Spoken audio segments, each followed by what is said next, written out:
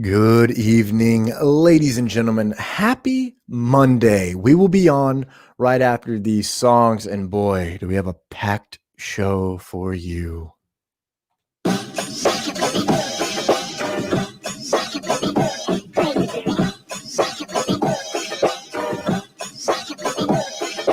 Walking down the street, chickens blowing kisses. Never thought I'd end up 28 without a missus. Yet here we are, yeah, it's totally a thing. Making this movie about my life in quarantine. Started out hype, living life as a pirate. Then it got eclectic as time began to riot. Filmed my thoughts, what a terrible idea. Had a party over Zoom and got diarrhea. Ran out of toilet paper, life felt like forfeit. Turn on the news, an invasion of hornets. That's when it really truly started to unravel. I truly wish I could go motherfracking travel like toilet paper Jesus. Toilet paper Jesus. Toilet paper Jesus. Toilet paper Jesus.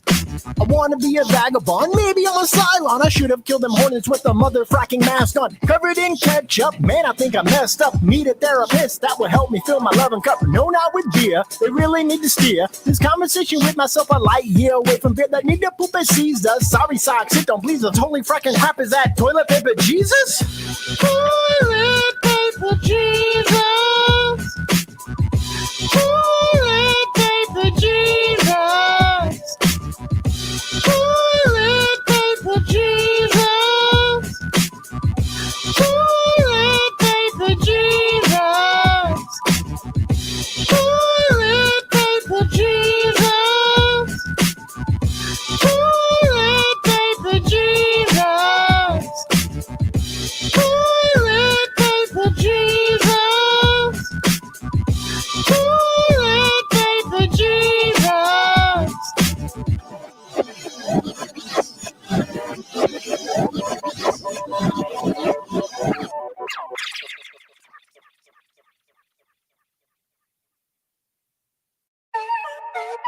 Tommy Toretic.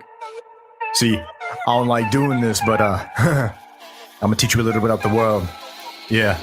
Let's go. Welcome to the shop of Anonymous. I swear I don't want anything to do with this, I promise this. You hear me screaming from the top, I'm dropping knowledge. A barrel's too far gone for a rookie, so I'm calling this. Game over for you, trumps the grind is all I know and do. Breathing fire like a dragon's or new power coming through. Yeah, I'm working 3 jobs so that I can frack and act fool. The money you dummy in front of no honey, can take that love from me. Going to the future and never coming back. Marty McFly, now more like his dad. Trying to be calm, all this news is just whack. Propaganda flying, so know everybody mad. Empathy is gone, so we all for attack. If you disagree, you're just stupid and sad. Use intolerance or must be smoking crack. Ignorance is bliss, y'all just a dyad. 2 sides of the same coin killer. Why we ever stop living up for pillars? Acting like everything in life must be a thriller. We're living in a world written by Frank Miller. Cause the Dark Knight's return, so now we turn. See our heroes messed up and now we spurn them because it pisses us off and now we burn their careers alive to the ground. Cause we yearn to be in that position so that we earn millions and millions and millions. But then we turn into the very thing we hate. Now we revert and we refer to the lines that we rehearse. Spread love and forgiveness only to sing deeper. What did we learn? Distract myself from the world. Water, earth, fire, air, swirl. Bend it to your will, then hurl. Flying buffalo, why don't you give it a whirl? Grab a saber, then just twirl. Force cut a pear, give her a pearl. Power unleashes a churl. Join the dark side with me. Guess it's time I get back to work. Captain of my own enterprise, call me Kirk. Anger and depression always seem to lurk. Round every corner, so I write this just a perk. Everybody moved up, cause we screwed up. Living in a country where we shoot up. Anybody disagree, just to move up the food chain where you grew up. Otherwise they beat you down cause you used up. Time to boot up, new mindset program. Think you knew us, but you shoe us. You only care about us to subdue us, just to screw us. Living in a country full of Judas. Stab you in the back, USA or Brutus. Convolution, bringing out the dark night. Now we tuned up, time to scoop up any positivity. While the masses all have clueless, they can only catch your speed. Mr. New One's opportunist, leave them naked in the ground, talking ruthless. I am ruthless, visions full of kid grown ghoulish, broken ruthless, spitting proverbs like Confucius. Call me Tommy Toretic or Nostradamus. Who this? Who this? Who this? Who this? Who this?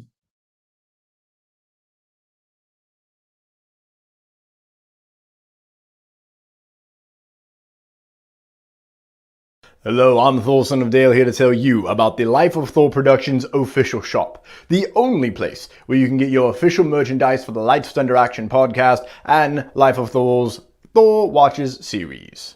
Whether you want t-shirts, tanks, hoodies, mugs, and masks, Life of Thor Productions official shop has you covered. If you happen to recognize there's an item that you would like to buy that is not in the official shop, head over to the Lights Thunder Action podcast or Life of Thor and request that item, because if you want it, we'll sell it. Just head to lotproductions.threadless.com/collections to get the item that calls out to you via the Force. Again, that is lotproductions.threadless.com/collections. Thank you, and have a Thor-tastic day.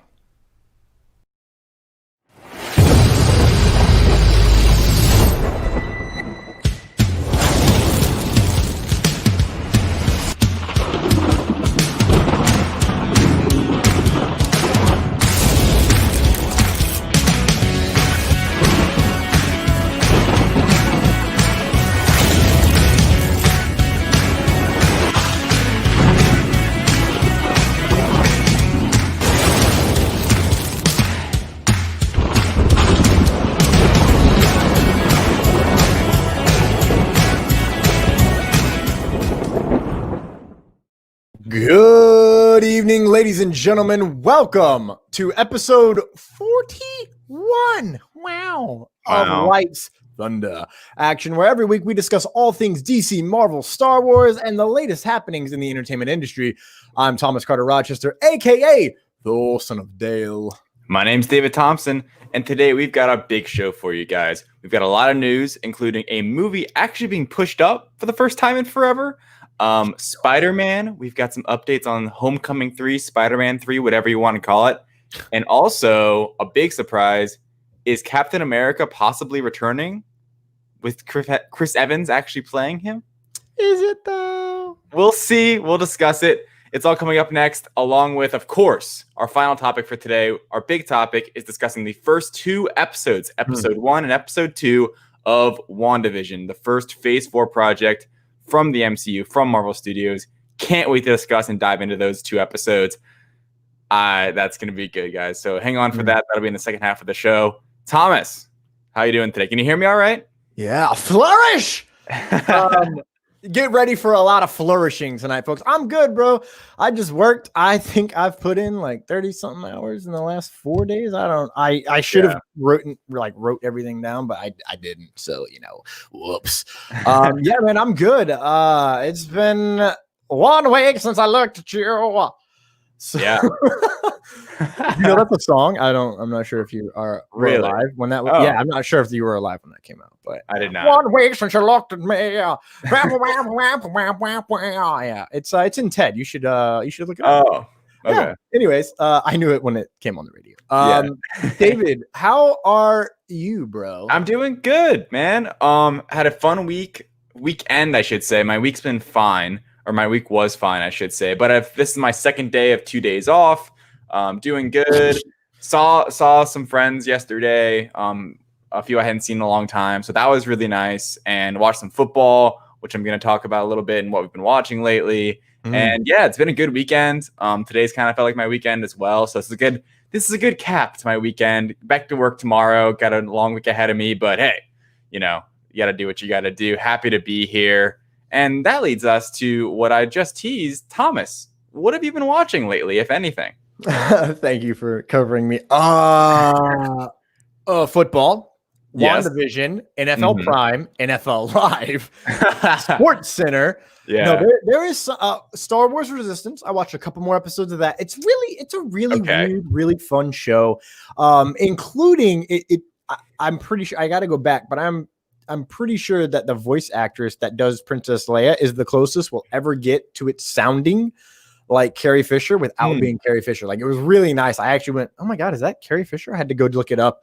But Poe Dameron's in it. The show is good, bro. Like, I dig it. It is not as good as Clone Wars or Rebels, but I mean, that's a high standard. Is that a show that's still continuing on, or is it just over already? It's over. Okay. It died a long time ago. How long is it? 2 seasons, roughly 30 episodes. Oh, okay. So it's pretty short. Yeah, it is very short, but it's not like binge. It doesn't force me to binge it. I just throw it on when I'm working. Right. There's definitely something else I've been watching, but I got nothing right now. Yeah. David, what have you been watching? So of course, football. There were some big games over the weekend. I especially watched Sunday games, which was what was that? That was Browns Chiefs. That actually became very entertaining once Mahomes went down for the concussion. And then so close to being the History Channel freaking great game of the Bucs Saints, where we saw Drew Brees' career end, which was sad, even though I was rooting for the Bucs. Okay, Stephen A. Smith, calm down. His career is definitely over. He's gonna retire. It seemed that way going into the game. It seemed that way after the game. He's like hanging on to his last little moments on the field with his sons and everything. He threw 3 picks. None of them looked good. And he had 11 broken ribs this season. So I think Father Time finally caught up to Drew Brees, and it's over, which is unfortunate for him. Yeah. But I'll never forgive him or Tracy Porter or Sean Payton. Go Colts. So I don't really care. That's tough. Drew Brees, he had a really good... You are a liar. You do care. You're a liar. Liar! Drew Brees has had an amazing career. It's okay that he can hang up the gloves now. Shout out to him and all the things he does. But I'm not even a Brady fan. I mean, I've hated the Patriots my entire life, but Brady's still kicking it. I guess Drew Brees should have started the TB12 method. I guess that's the issue. Wow. Look at Brady out there. He's looking pretty good. He's looking young. He ain't got 11 broken ribs. He can still throw it a bit. I watched football. That was my first one. I watched some good games. Excited for the next weekend. I love the NFL, and it's wrapping up very soon. February 7th is going to be the Super Bowl. So get ready for that. Oh my God. Watching. Yeah, right. I also watched WandaVision, of course, which we'll get to later. And me and Jasmine started Queen's Gambit, which is a show on Netflix. It's about this young girl prodigy chess player. It's super interesting. It has that, I don't even know the actress's name, but it's the girl who's in New Mutants. And she's way worse than that just because that movie's bad. And it's funny because it's funny sometimes with shows and movies where you're like, oh man, that actor or actress sucks, right? Turns out, oh, they were just in a bad movie or they had bad directing. Yeah. And one thing I always point to with this, and this just goes beyond, like, not this actress, I can't even remember her name. I forget it, but she's really good in this show. The show's really good. We're on like episode 3 or 4 now, and there's 7 episodes. It's really interesting. And me and her know nothing about chess, and it's still super entertaining, I guess. But the thing I point to most were when, an actor's actually good, but they've been getting bad direction or something's off, is Hayden Christensen in Shatter. It's either called, I think it's called Glass or Shattered Glass. It's it's a movie about he's a journalist and he lied. He fudged up all these stories. He basically lied in them, and they were really well acclaimed stories that made him very popular and got him money and stuff. But they were a bunch of lies in them, and it all kind of shatters down. His last name's Glass, I think, and it all kind of shatters, and it's really great acting. But then you look at him, in my opinion, in Attack of the Clones, and it's like, that's not the same guy. So I think sometimes you can just see one movie and think, oh man, that guy's trash. Because in one movie, he actually has this really good role that he plays really well. And in the other film, outside of the action scenes, that I think are really good with him, he's talking about coarse sand and stuff like that. I don't like sand. That's my Attack of the Clones slander for the evening. Honestly, that is all. I'm very impressed with how chill that was, all things considered. Yeah, I mean, it never is going to get quite as feisty with us unless you bring up the sequel trilogy. Which we won't, not today. It's not, we don't have the time for that.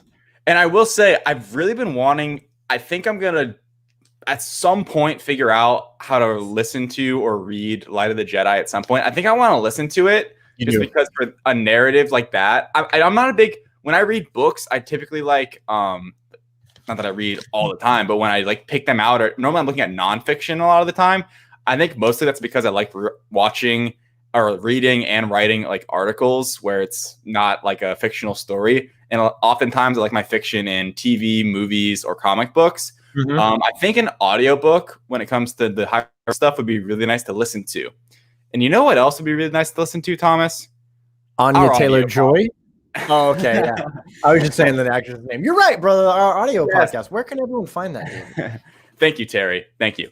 Audio podcasts. Yes, you can find our full shows, Let's Under Action, on Apple Podcasts, Google Podcasts, Spotify, and our hosting site, Spreaker. Check us out there. You can download all of our episodes there, including our interviews, all of our live shows. It's going to be 41 after today. That'll be live probably 48 hours after this goes up. Check us out there. Leave us a review if you want. Make sure to subscribe and follow if you want to keep listening to us and you can stay up to that. It's really good if you're driving or going on a run or whatever. Don't want to look at our ugly mugs? Check out our audio podcast. It's all there for you. Thomas, what do you got for me? Speaking of the podcast, we have been nominated for the Independent Creators Podcast of the Year Award. If you go to our pin post on our Facebook page, you will be able to join the group and show your support by voting for us. While you're there, just go ahead and vote for all of our friends and every podcast that you listen to and like, because why not? You can vote for every single one of them if you want. But while you're at that pin post, why don't you go ahead and leave a comment on the pin post so you can get a free audiobook copy of Light of the Jedi, courtesy of Thor, son of Dale. He's napping somewhere. There are terms. You have to have never received an audiobook from a friend before through Audible. Those are Audible's terms, not mine. If I made terms, it would be, there are no terms, take your shirt off. But unfortunately, legal. So that is what I have for you on our podcast venture. Terry, can you please post that link to that pinned post in our comments? Because I forgot to add it to the show notes. So that's my bad. But not only that, every single week, ladies and gentlemen, we are live on our Facebook page of Lights Thunder Action Show and the HWWS WebTV channel on YouTube. Also, David, did you have the mic issue? Requiescat in pace. You can also find us on Instagram at Lights Thunder Action, all one word, no hyphens, no spaces. Our Twitter is at LTA Podcasting. That's an action verb of ing. And of course, our own YouTube channel where we post our Lights Thunder Action clips is Lights Thunder Action ! If these are too many things to remember, ladies and gentlemen, we just made a link tree, linktree.com/Lights Thunder Action. You'll be able to get a link to every single one of our clips, the pinned post, our website, all of our social medias, and probably stuff that I'm already forgetting. Oh, yeah, our shop. Duh. Should have had a V8. Because David is struggling with technology. Are you here? Are you back? I'm back. You're back, Brennan. We are going to dive right into everyone's favorite segment of the week. What the news? All right, ladies and gentlemen, what the news for this week? We've got a lot. We're going to start out with the Thunder News. And if you guys don't know, the Thunder News is where we take a bit of a deeper dive into what we're discussing. The Lightning News will be coming right after these three stories, and we'll take those in a snappier pace. But we're going to start off the Thunder News with Godzilla versus Kong has been moved up. Finally. We haven't gotten a film getting pushed up in what feels like forever. Unless it was bought by a streaming company and they were just like, all right, it's coming out. But even then, a lot of the times it was pushed back from its initial release. But we're finally getting a pushed forward movie, which is very exciting. Obviously, this comes in the heels of Legendary and Warner Brothers. They avoided litigation, which was reported, I think, by Deadline. This report also comes from Deadline. It was from Deadline. And they avoided litigation in the light of Warner Media saying that all of our movies are coming out on HBO Max day and date without anyone without them really consulting any of the other studios or producers beforehand. So they avoid litigation, and now we're going to get this film that was 75% funded by Legendary in March. So here's the quick snippet. Here's the news from Deadline, reading right now. Warner Bros., in the wake of making good with Legendary on the simultaneous release of Godzilla vs. Kong in theaters and on HBO Max, will be releasing the movie on March 26th instead of May 21st. So about a 2-month bump up or push up, which is very exciting, especially when you consider that Morbius, as we reported at the end of last week's episode when we had a random breaking news at the end, was delayed now to October. So Thomas, you saw this Godzilla versus Kong. Before you just say before you talk about how it got pushed up, where are you with this movie? We haven't talked about it much. Are you excited for this? Are you caught up on this little monster verse they're building? Like, what's your history with Godzilla versus Kong? 1998. I think the year David was born. I watched born. Kong versus Godzilla, the OG, as it were. And I am still very, very, very angry that Kong won. In no way, shape, or form should a gorilla be able to beat a giant fire-breathing lizard of nuclear power. Nuclear. I can't say the word right now. Nuclear. Ha, you said nuclear. It's nuclear, dumbass. The S is silent. Of course I can get it right when I quote Peter Griffin. I'm just still upset. So if Godzilla doesn't win, I will riot. Yeah, I'm caught up, dude. I love Kong Skull Island. Yeah.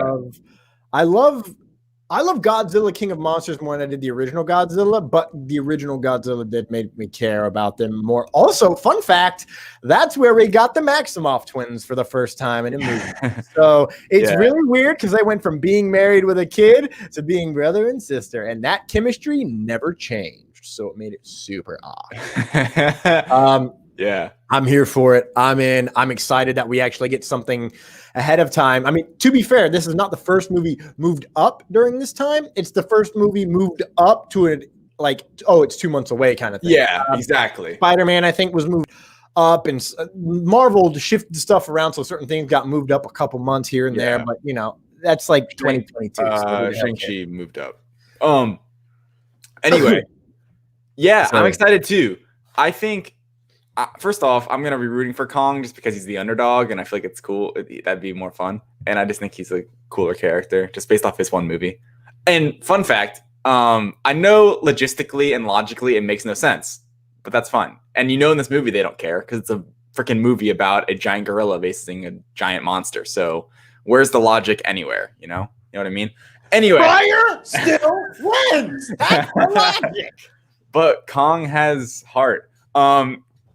We know in the end of this film, they're going to like team up and it's going to be like Batman v Superman. I feel like that's going to be the final result in this movie. But what are they going to fight? They already took down the big monster, right? Yeah, the alien. What was his name? Go. I don't know. Gyrodo? Maybe King Gyrodo.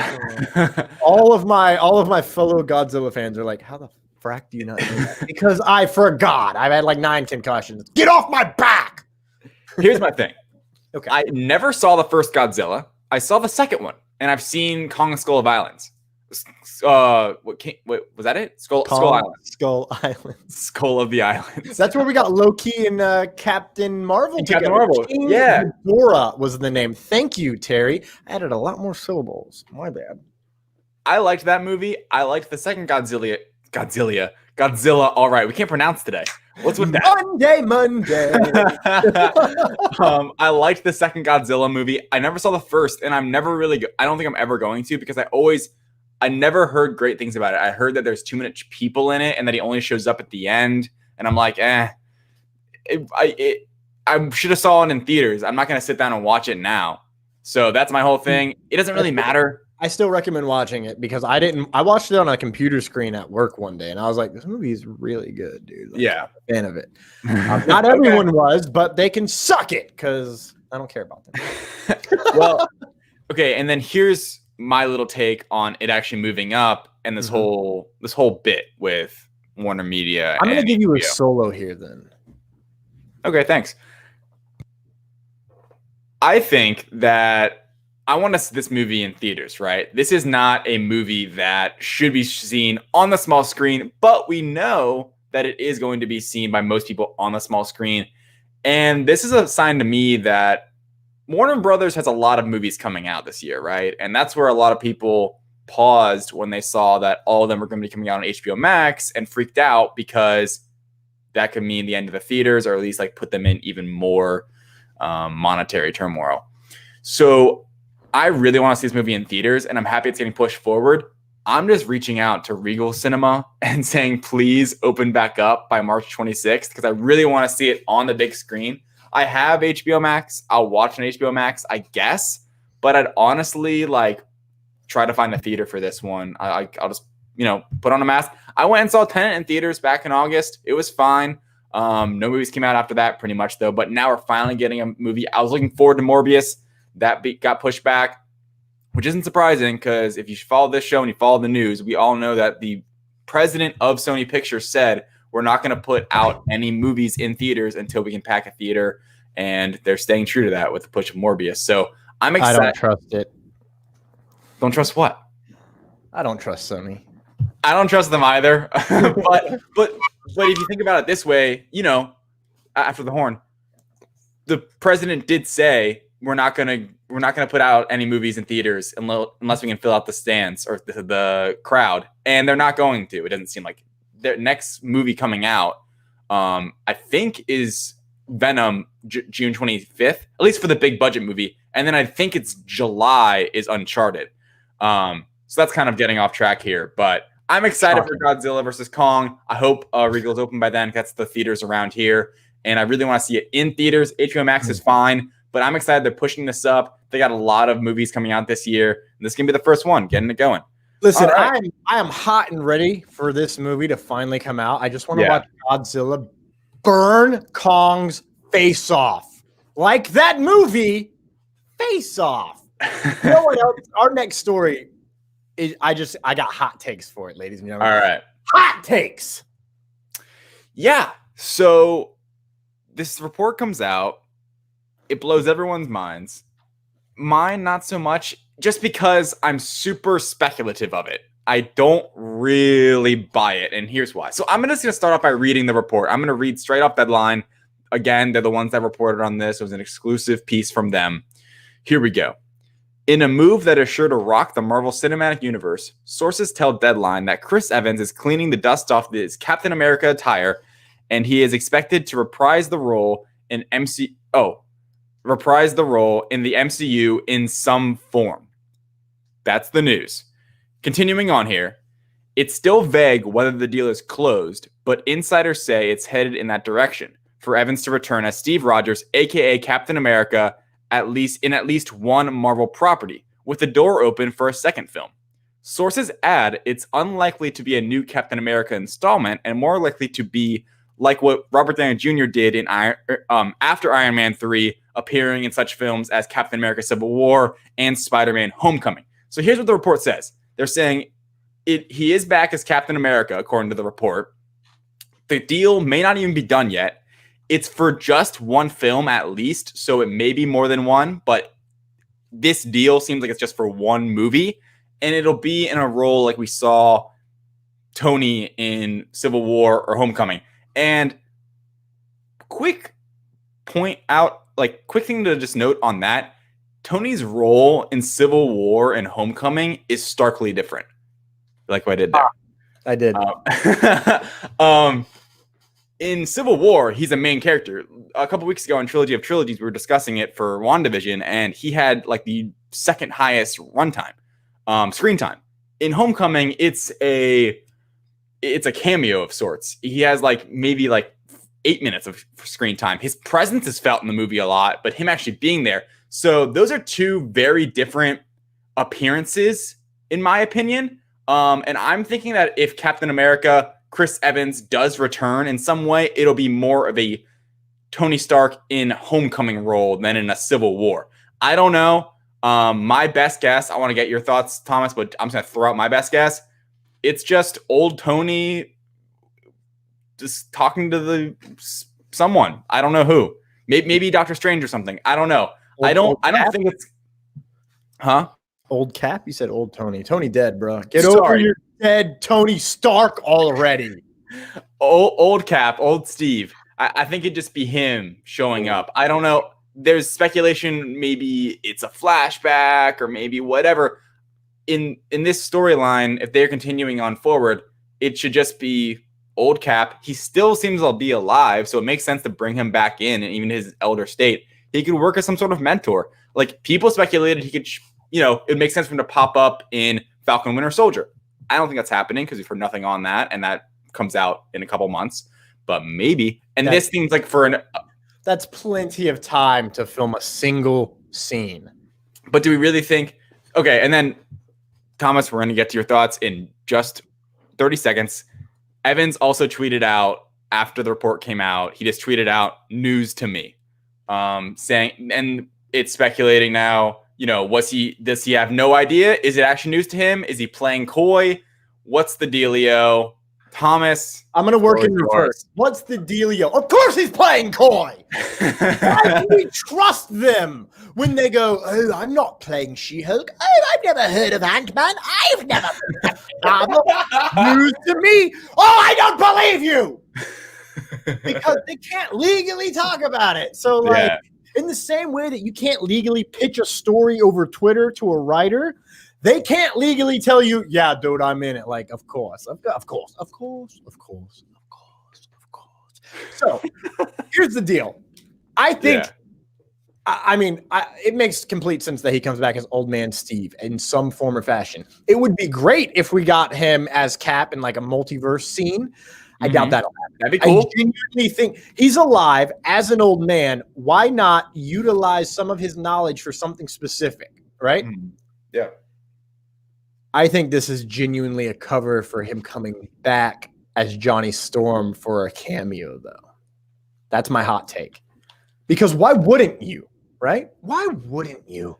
I mean, yeah. Pay a huge nod to the fact that he was Johnny Storm and he was great as Johnny. He was the best thing in those movies. Yeah. He was 100% perfect casting for Johnny Storm. And then he was 100% perfect casting for Steve Rogers. Now, here's what I hope we get, brother. I hope we get Steve Rogers as a young Cap, right? Young Chris Evans meow in the same scene with Chris Evans as Johnny Storm and be like, whoa, you're not me. It's like, dude, what are you doing wearing that stupid spangly outfit? I'm America. What do you mean? The Human Torch. And then we could get, you mean like Jim, what's his last name? Halpert. Jim Hopper? No, stop it. No.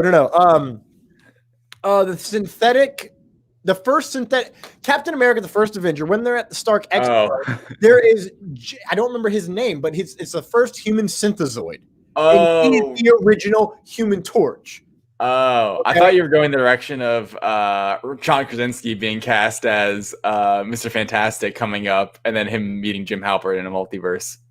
No, although if we got John Krasinski as Reed Richards and then him also as Cap, because he almost had Cap. Almost as Cap, yeah, right. That would be fun as well. But no, man, here's my thing.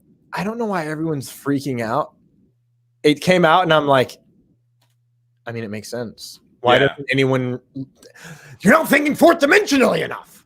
That's my thoughts, honestly. Pretty much to this entire story, people are thinking too narrow, and they need to think multiversally. And I agree. I don't see why anyone says it doesn't make sense because I really want to slap them. Terry has a hot take from the comments as well. Michael B. Jordan popping in as Human Torch too. Get them all. Get them all. Why not?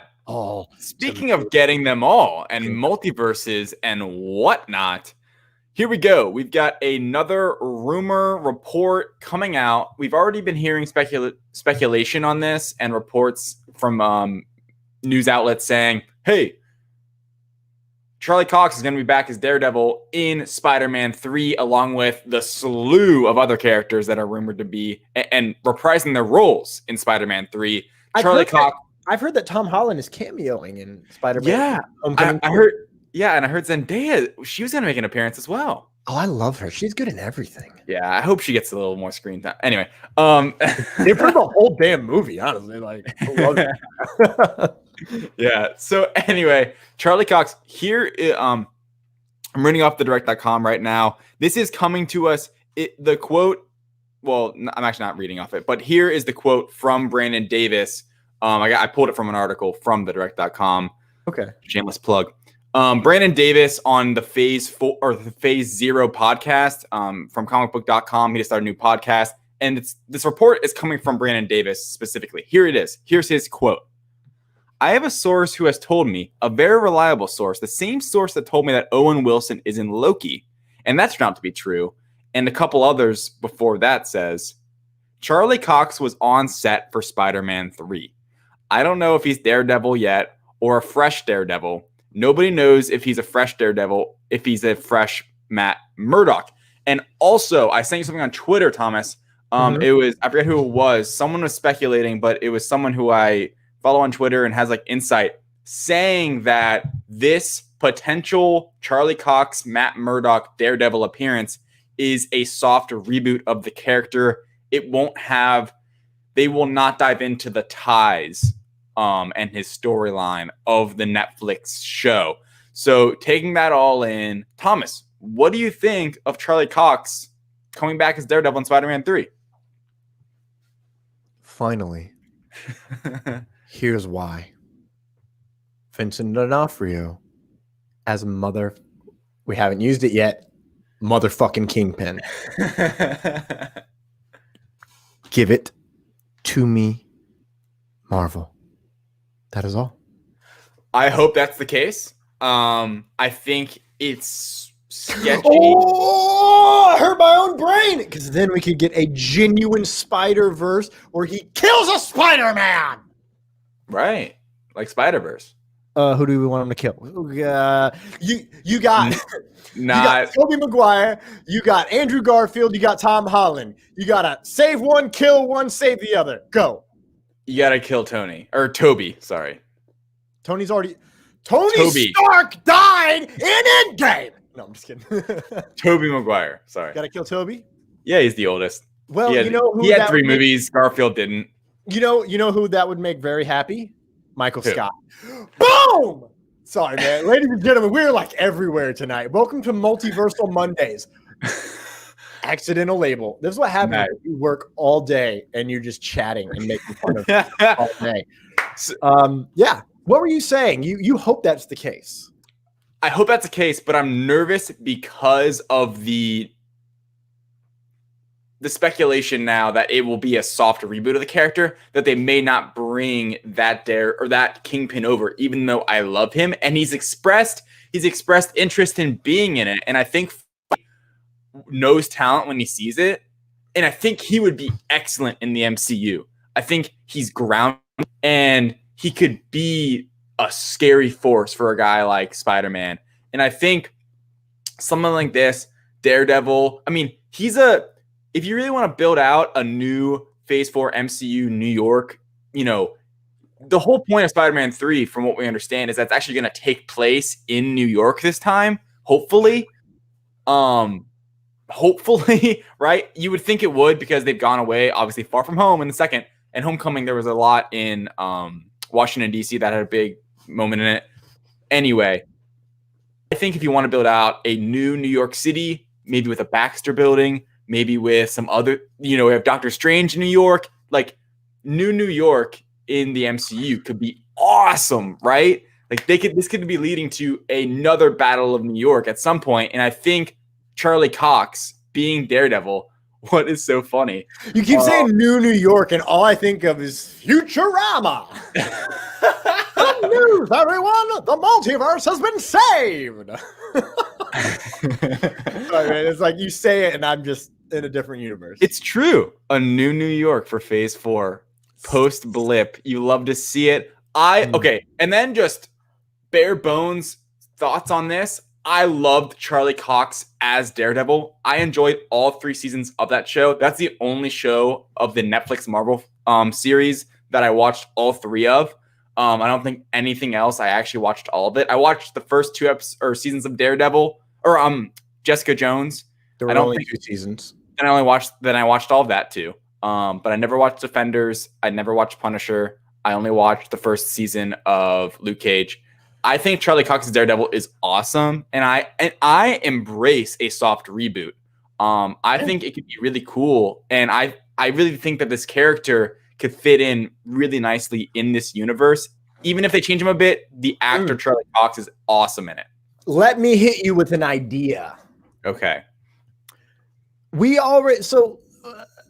Nebula and Thanos came from 2014 in Endgame. So in that reality, let's just, why don't we just, for headcanon's sake, that is the universe and the reality that Daredevil and the Defenders took place in. They could easily do that. You know why? Because at least how it's supposed to be written, Captain America got his effing head cut off by Thanos.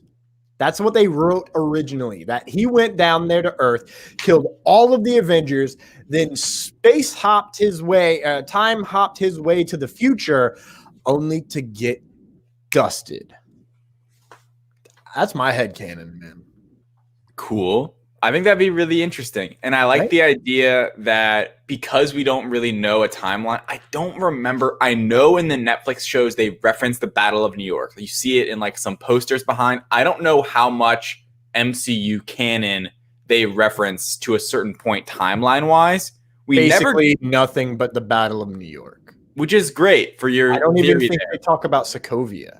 I don't think so either. I never really got into Agents of S.H.I.E.L.D. after a certain point, but I know they like dealt with Sokovia and all that stuff and other events. But anyway, yeah. So I'm really excited for this. I hope it's true. It seems like it is, especially, when you break down the quote where Brandon Davis is specific and like, hey, this is the same person that told me Owen Wilson's in Loki, which seems like an outlandish thing at the time. I just can't. I hope Tom Holland's in the movie right at this point. I hope he makes an appearance. I hope I get to see Ned once or twice on screen because this thing's filling out. And I hope it's also not 5 hours long. Well, I mean, here's the thing. As we'll get to in WandaVision later, like it's opening up slowly. And Doctor Strange is in Spider-Man 3, and it's sounding like WandaVision and Loki and Spider-Man 3 are going to like set up what's happening in Doctor Strange 2. So It sounds as if a lot of cameos are going to be happening throughout time, and people are going to be confused, and it's not going to be made understood to the general audience until Doctor Strange, the Multiverse of Madness. I think that is when we will get answers that we have questions for, which then is going to create more questions because that's how damn good Feige is. Yeah. So, anything else on this topic, young sir? I have nothing else. I can't wait for this movie. Obviously, it's Spider-Man, and I love it. And the thing is with all of this, like you just said, I wonder how much of these characters roll into Doctor Strange Multiverse of Madness because we know Spider-Man's in it. I definitely think I figured out how everything's going to work out. I thought of it today at lunch. So okay, we'll get there. We're going to take our first ad break because I'm still typing my notes. Monday shows, ladies and gentlemen. We will be right back after, I don't know, time. It's all relative anyway. JBauerArt has the graphic design skills you need to develop your next logo and at an affordable price. But he's not just a one-trick pony. Follow JBauerArt on social media to interact during live paintings and see all of his previous artwork, which you can buy exclusively at JBauerArtShop.com. Not only is he an artist, this beautiful son of a blue brings you the Back Talk with Bauer podcast every week with unique guests. And every month, he hosts a special Back Talk with Friends episode that can only be described as chaotic and hilarious. Need a video intro or commercial? JBauerArt has you covered. For all of this and more, follow JBauerArt on social media That's JBauerArt. Check out JBauerArt.com for a full portfolio and JBauerArtShop.com to buy that special painting for you and your loved ones. Every 1,000 years, gods of the dead gather with teams of champions to represent them in the abyssal tournament of champions. Our story follows the hero of the Trojan War, Achilles, whose story begins at death, and so his heroic spirit makes its way from peace in the afterlife to an arena. Follow and fund right now on Kickstarter. Oh no, David's gone. David's back. You good? Did I? Yeah, no, I'm good. I don't know. Oh yeah, we're good. Speaking of Josh Bauer, who we just had a nice ad for, let's go ahead and have some of these chat. Let's talk to you guys for 1 second before we get into the lightning news. Josh said, "Kill Toby. He's the oldest." I agree. That was my sentiment. He also agrees that Daredevil is the best show. I definitely agree with him. Series. I never saw Punisher, which I think is a big mistake by me because I heard that was really good. But he was also in Daredevil and it was great in that. But I love Daredevil. I love Vincent, who plays Kingpin. He's awesome. Vincent D'Onofrio. I love him. He's amazing in that role. Terry says, you got the guy from the 70s Spider-Man movies. He's expendable. I completely agree. That's a great call. Kathy Arizari says, Tom Holland is his best Spider-Man. I think it's debatable. I love all Spider-Man, but I also love Tom Holland. I want to just point out as a big Spider-Man fan, as you can tell by anything I ever say in this show, I've honestly been blessed with the Spider-Man that have played the role. They've all been great to me. I love Tobey Maguire. I love Andrew Garfield. I love Tom Holland. And it's funny because Tobey Maguire, that was when I was like a little kid. That's who I had. And then when I was like a teenager or like a tween kind of, I was 13 or 14. I was just about to turn 14 when Amazing Spider-Man came out, the first one. So I was like just going to be a teenager. I had those movies then. And now kind of as a quote unquote man, I have Tom Holland. And honestly, I've loved them all. I think Andrew Garfield doesn't get the respect he deserves because the movies aren't as good, even though I defend them to a T. And I'll defend Andrew Garfield as him. And I love Andrew Garfield forever. Maybe just a few more here. And Terry, we are about to get into that very soon, Matt Damon. So let's dive into Matt Damon.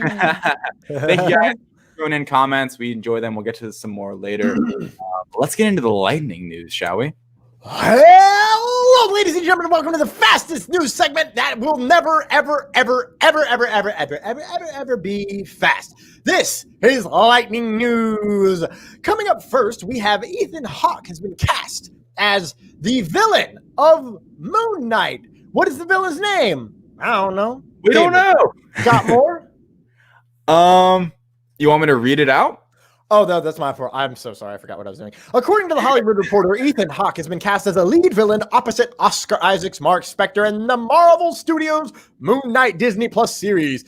No details have been shared regarding the specific character Hawke will portray. David, thoughts?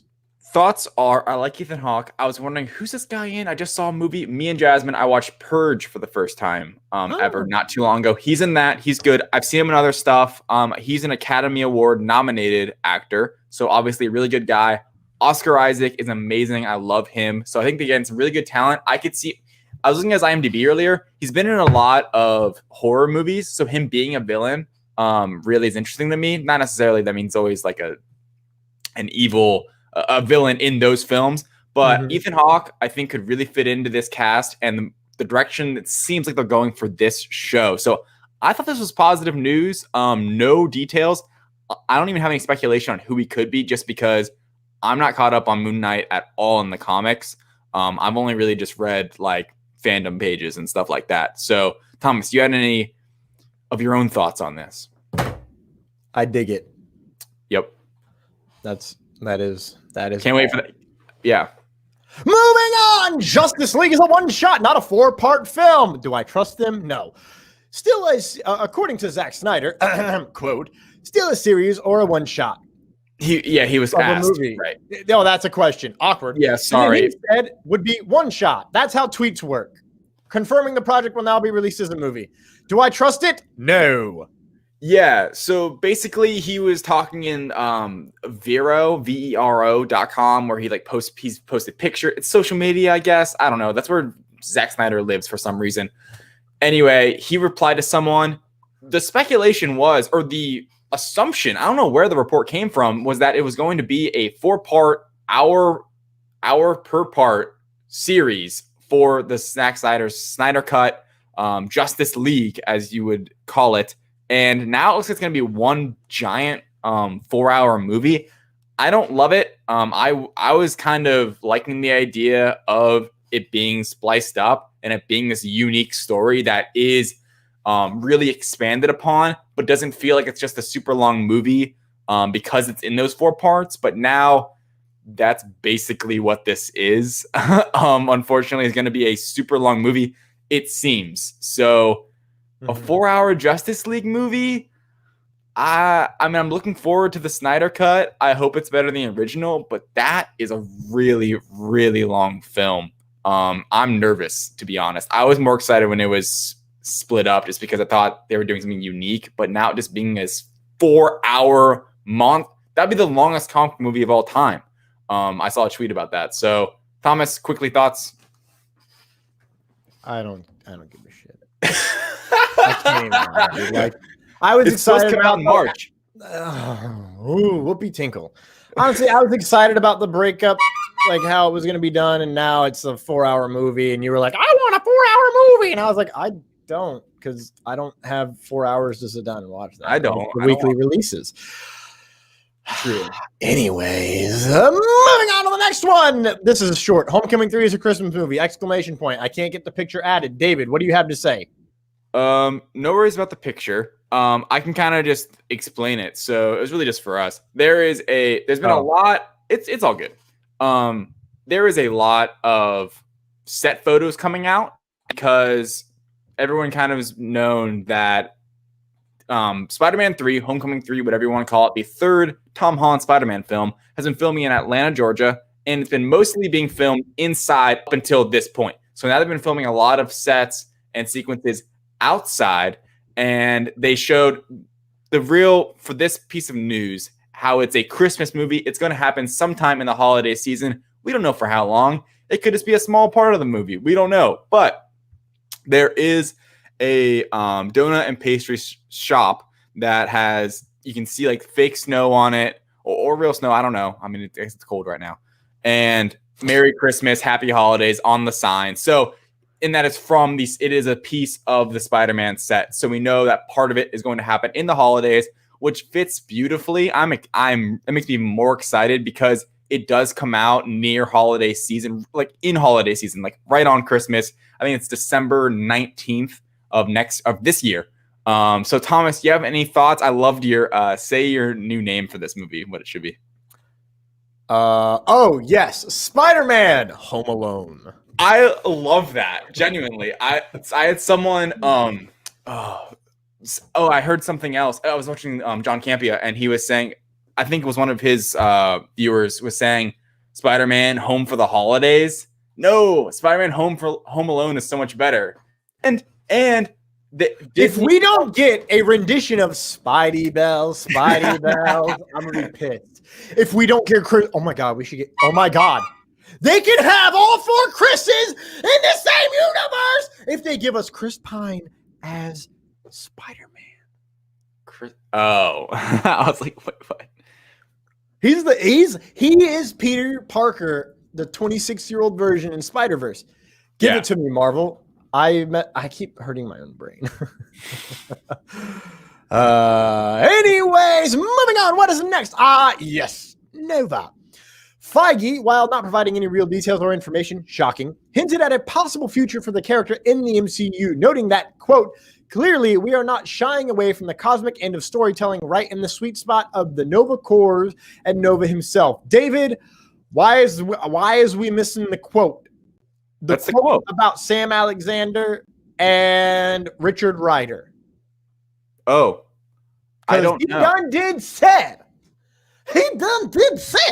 that we are going to be getting both versions of Nova, Richard Rider and Sam Alexander. Oh.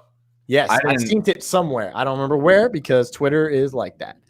Okay. Well, I didn't catch that. Especially from this article. Maybe that came out later. But yeah, anyway. Wow. It was funny because he was talking to Brandon Davis, and he's always been campaigning for him to be cast as Nova. Interesting. I think this character could have a really interesting story in the MCU, especially knowing that it's Xandar, right? That Thanos went and destroyed and took the power. Yeah. I think that Nova could have a really interesting story, especially in the MCU now. And let's not forget, Adam Warlock is supposed to be coming at some point, right? Because that was the thing. At the end, set up, but we haven't gotten back to Guardians. James Gunn has said it may not necessarily mean he's in Guardians 3.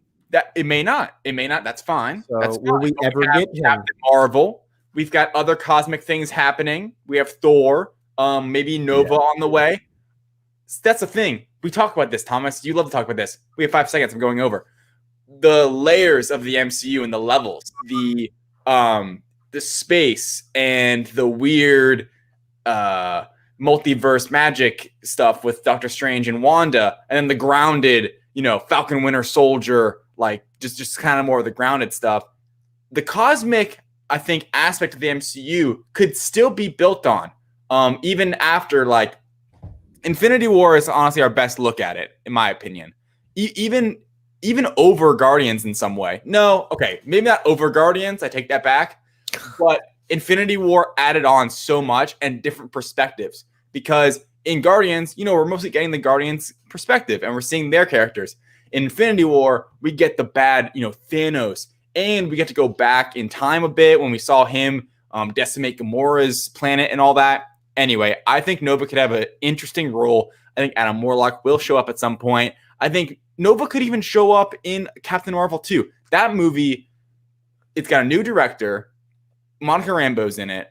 I think that movie could be really good. Really build up the MCU in an interesting way cosmically, because we had so many hints in especially in Endgame, only in Endgame, of Captain Marvel having to help other planets, and it seems so vast and just like you can't even fathom how big it is and what Captain Marvel's up to. Because when we get back to Captain Marvel 2, it's going to be years after when we saw her the first time in her solo film. I think there's so much to catch up on. There's so much cosmic stuff we can get into.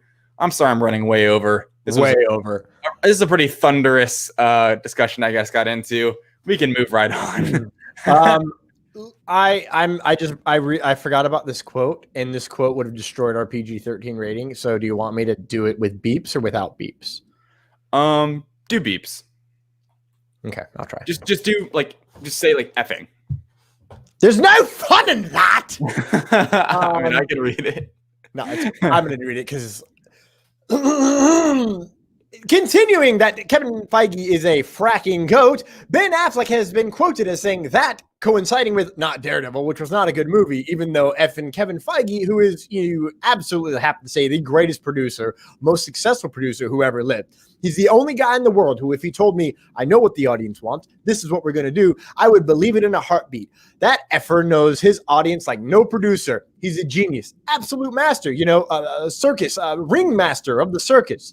He knows exactly when to pull the heartstrings, adding brackets of the audience. Exactly how to do the effects, how many jokes, what the sensibility, what the tone is. Affleck looked back to some specific experiences on his time portraying Matt Murdock in Daredevil, and he flat out admitted Kevin Feige was the man to go to for any questions that needed answer. I was like, why don't we all just effing run to Kevin and ask him what to do? That is the end quote. Here's where I'm going to throw in my highest take of the night. I want Ben Affleck to come back as Matt Murdock for one scene because he deserves it. Daredevil, the director's cut. Dang. All right. I've never seen that movie. Don't really plan on it. Anyway. How dare you disrespect Michael Clark Duncan like that? Sorry. When did that movie even come out? I don't even know. 2003 or 3 or 4. One of those two.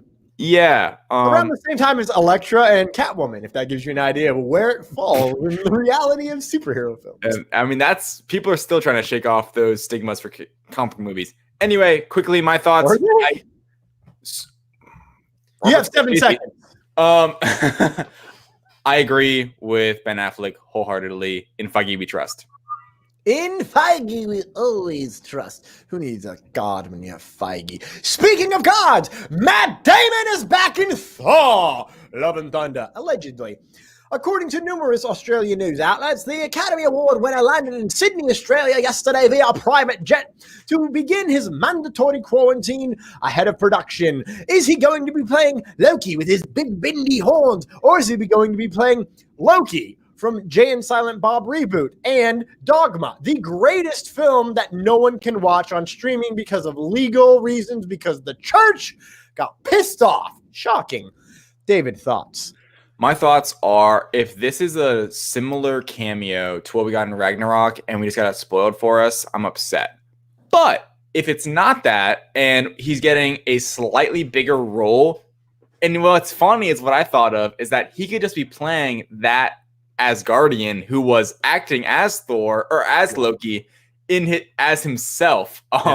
We don't know who it was. He was just like he's one of the survivors. Yeah, exactly. Funny to me. And just not anything about how big his role is going to be. It's probably just a small little cameo again, which is like, I didn't need to know that. Because when he popped up in Ragnarok and no one had any idea, it was hilarious, right? Yeah. The cast of this film, like, what's going on? It's unbelievable. Chris Evans, Tessa Thompson, Christian Bale. What? Chris Hemsworth.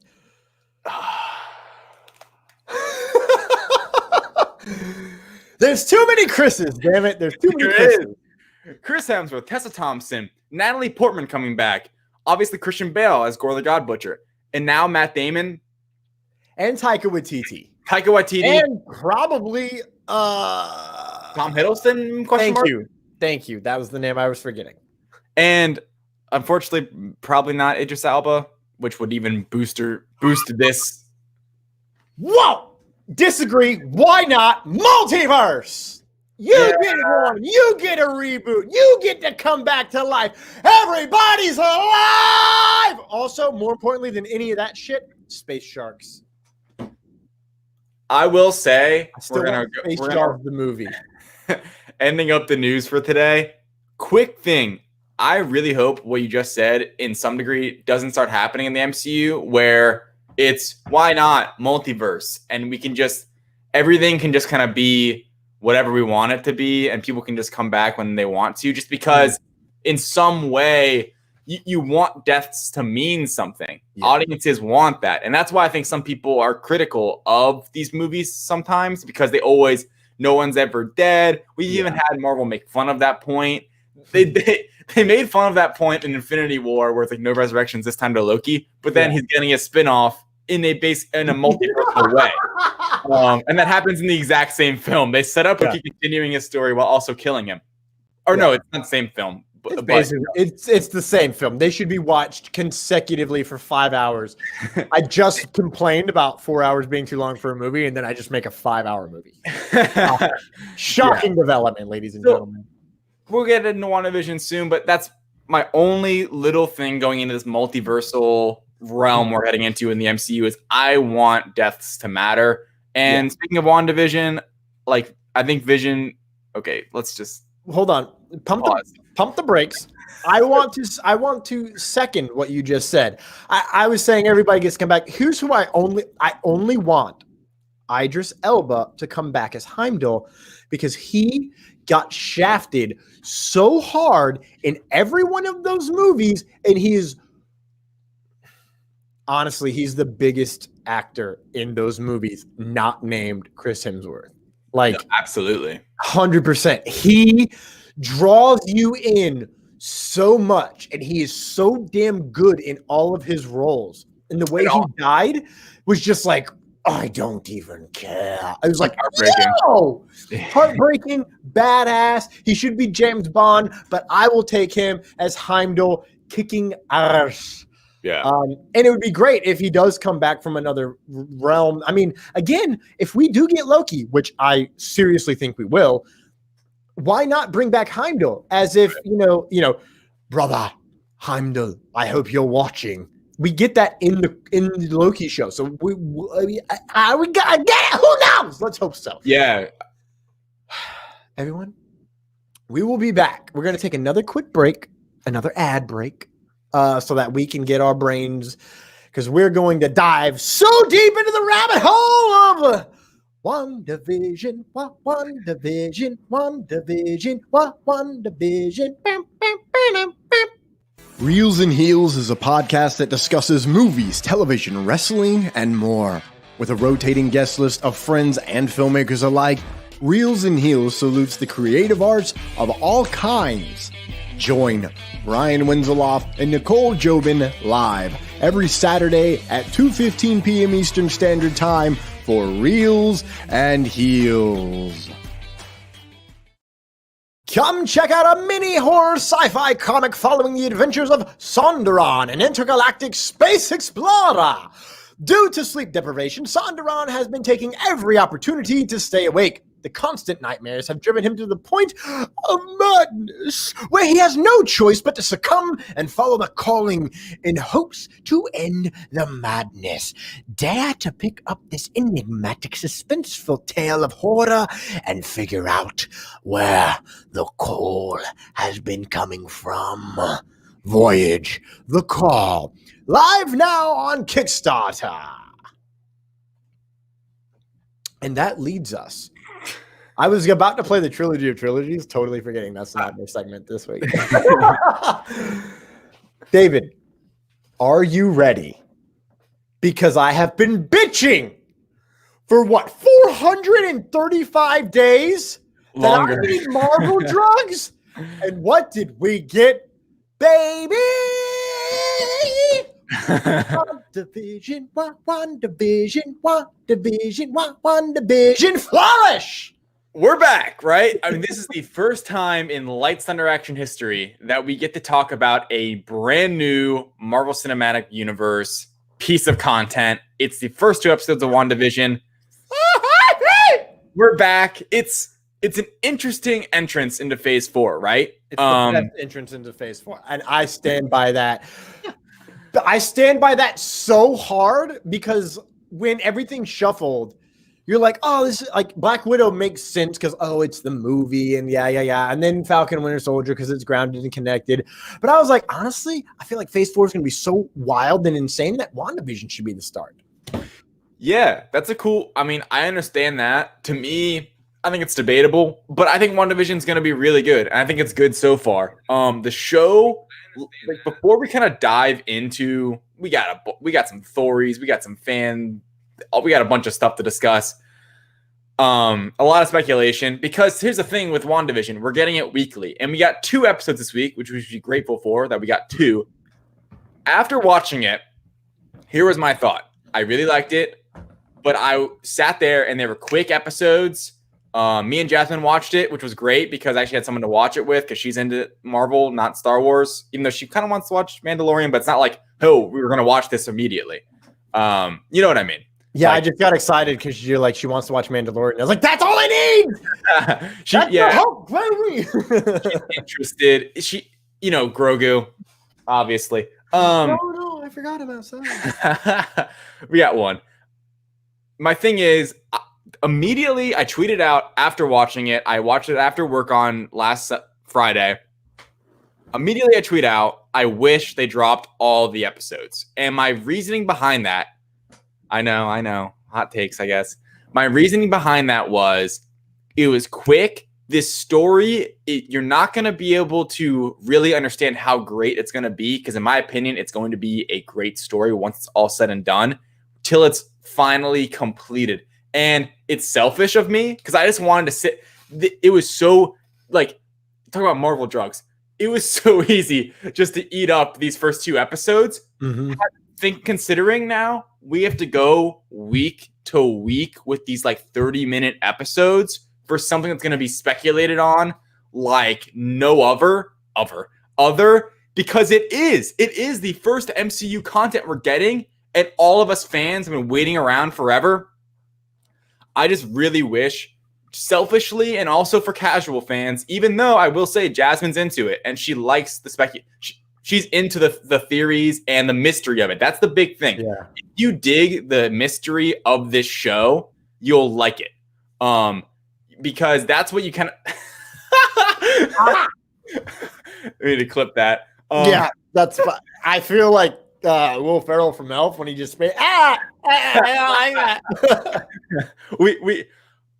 So I really enjoyed it, right? But it's a weird show. I mean, and we knew it was coming, but they go deep into, they lean heavy into the sitcom stuff. We are getting like the curtain's getting pulled back a centimeter at a time right now, which is awesome. But imagine if you were able to system. That was surprising. Sorry, didn't mean to interrupt you. My well, I want even smaller than an inch. A quarter inch, a half inch. Sorry. No American.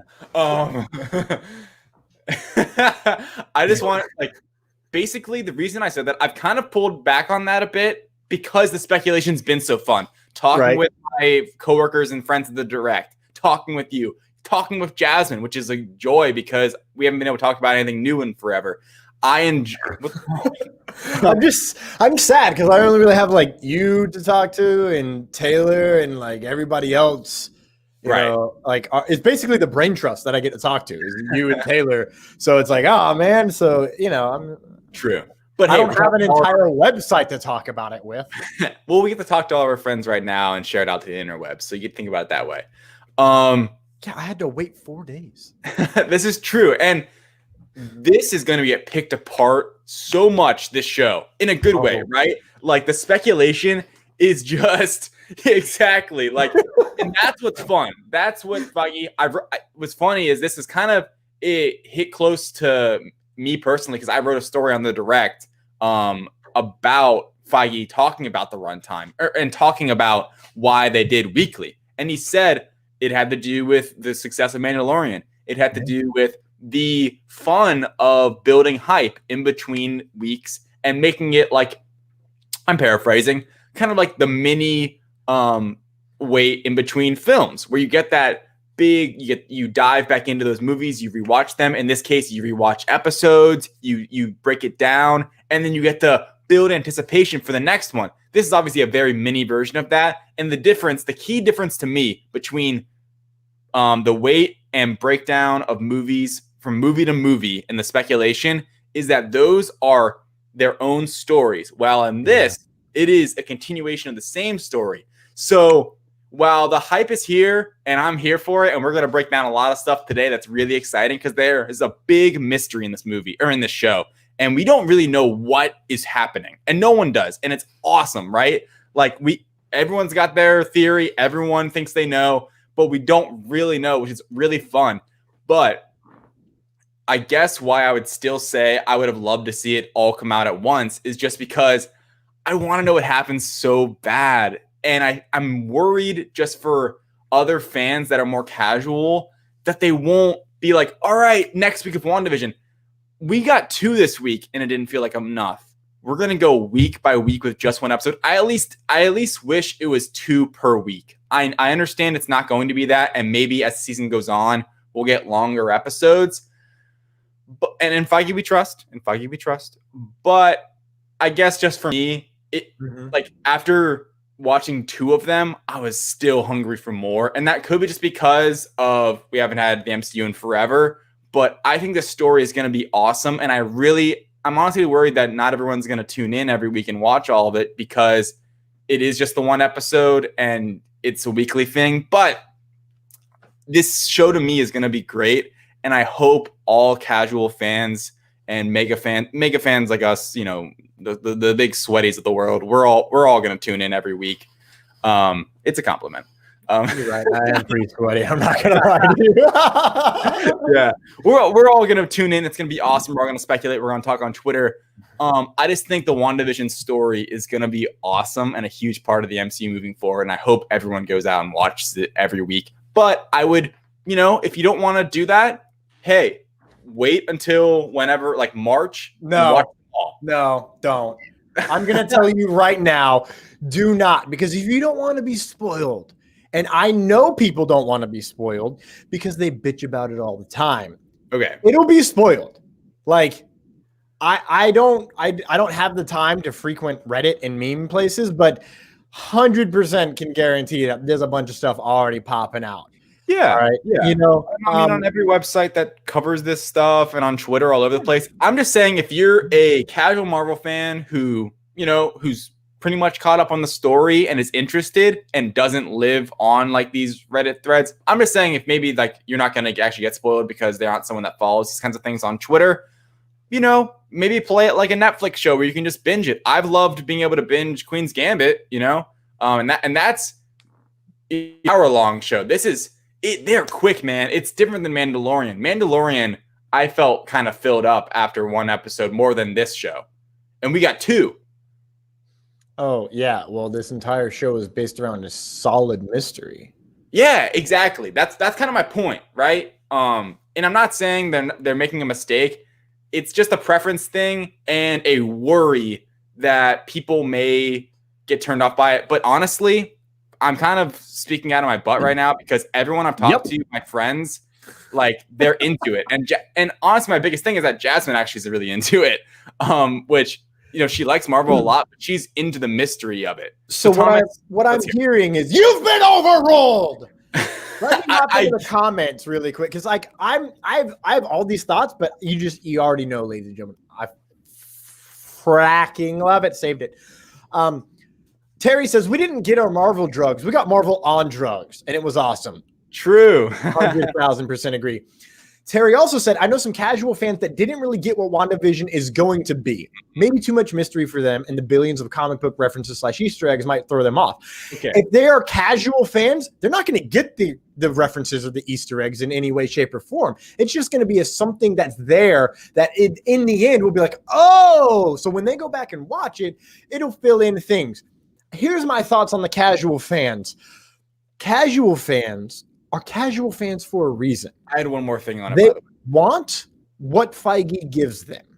That is how good Feige is. He gives us comic book fans what we want, but he also gives you just enough to feed the casual fans. And honestly, it has more references to old television than it does to Marvel. Like, and I went through and I looked at all these Easter eggs that I found, and yeah, they're there, and yes, it makes sense and it's great, but the amount of visual tricks and visual Easter eggs and the way they layered in the Dick Van Dyke Show with the Lucille, I Love Lucy, like Lucy, yeah, beautiful. The way they did Bewitched, but not just Bewitched. They also did, there were some certain, you know, elements in terms of the comedy.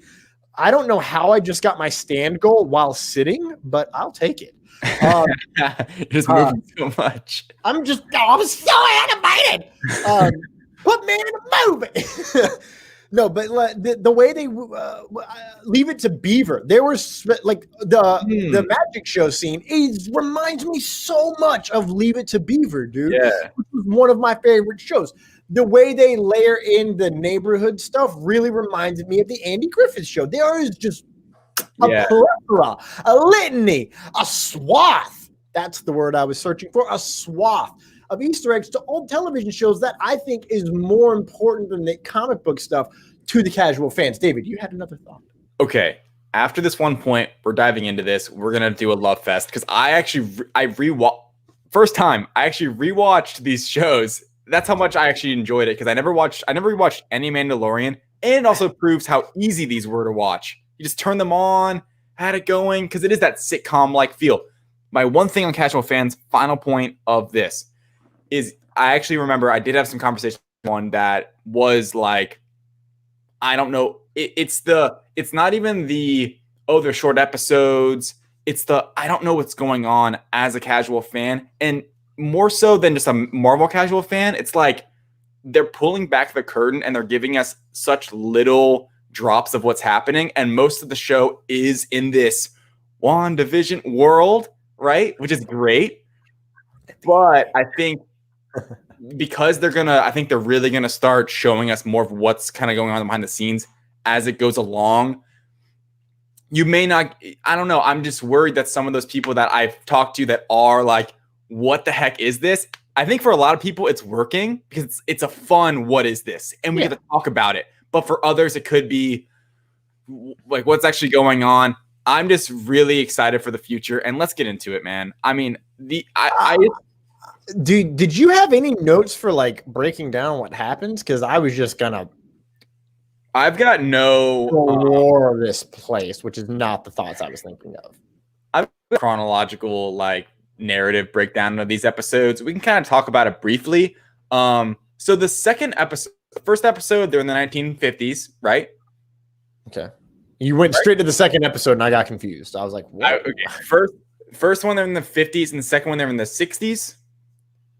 Is that ish? Yeah, because that was the thing when we were watching. It's like, wait, did the time period just change, or did Wanda just change her hairstyle? Well, I mean, okay. Again, here's the whole me watching black and white TV growing up. I knew instantly that it was different because they showed bedroom scenes. They never showed bedroom scenes until the 60s. And the beds were separated, and then they put the beds together, and that was like a, oh my God thing. But also the way the lighting, and here's how I knew. If you watch episode 1, it's grainy. There's it is strategically and on purpose a little less focused than episode 2. Yeah. So, and we have someone in the comments. She says, Kathy, Mama Irizari says, first was more the early 60s, which, you know, that makes sense. Early 60s. I was thinking, you know, late 50s. And then because there's like that 10-year period up until right around, I want to say 68, 69, when color TV was really becoming prominent, were vastly different in tone. Mm-hmm. And then once you get to the 70s, it changes again, and then you get like full-on decade styles of how things were broken down. But I want to just say that I think the sitcom angle they're taking with this show, it's so unique. Just like what is happening in this show is so interesting, right? How they're just diving. They're living in a sitcom. That's the most simple way. We don't know exactly what's going on, but they are living in this sitcom. They're going through these decades. We get at the end of episode 2 that they're morphing, whatever. They're however you want to call it, transforming into the next decade. It's so interesting. We don't know why it's happening, but we know Wanda and Vision are the stars of the show, and I absolutely adore both of their performances so far. Elizabeth Olsen and Paul Bettany are fantastic. I love having them back.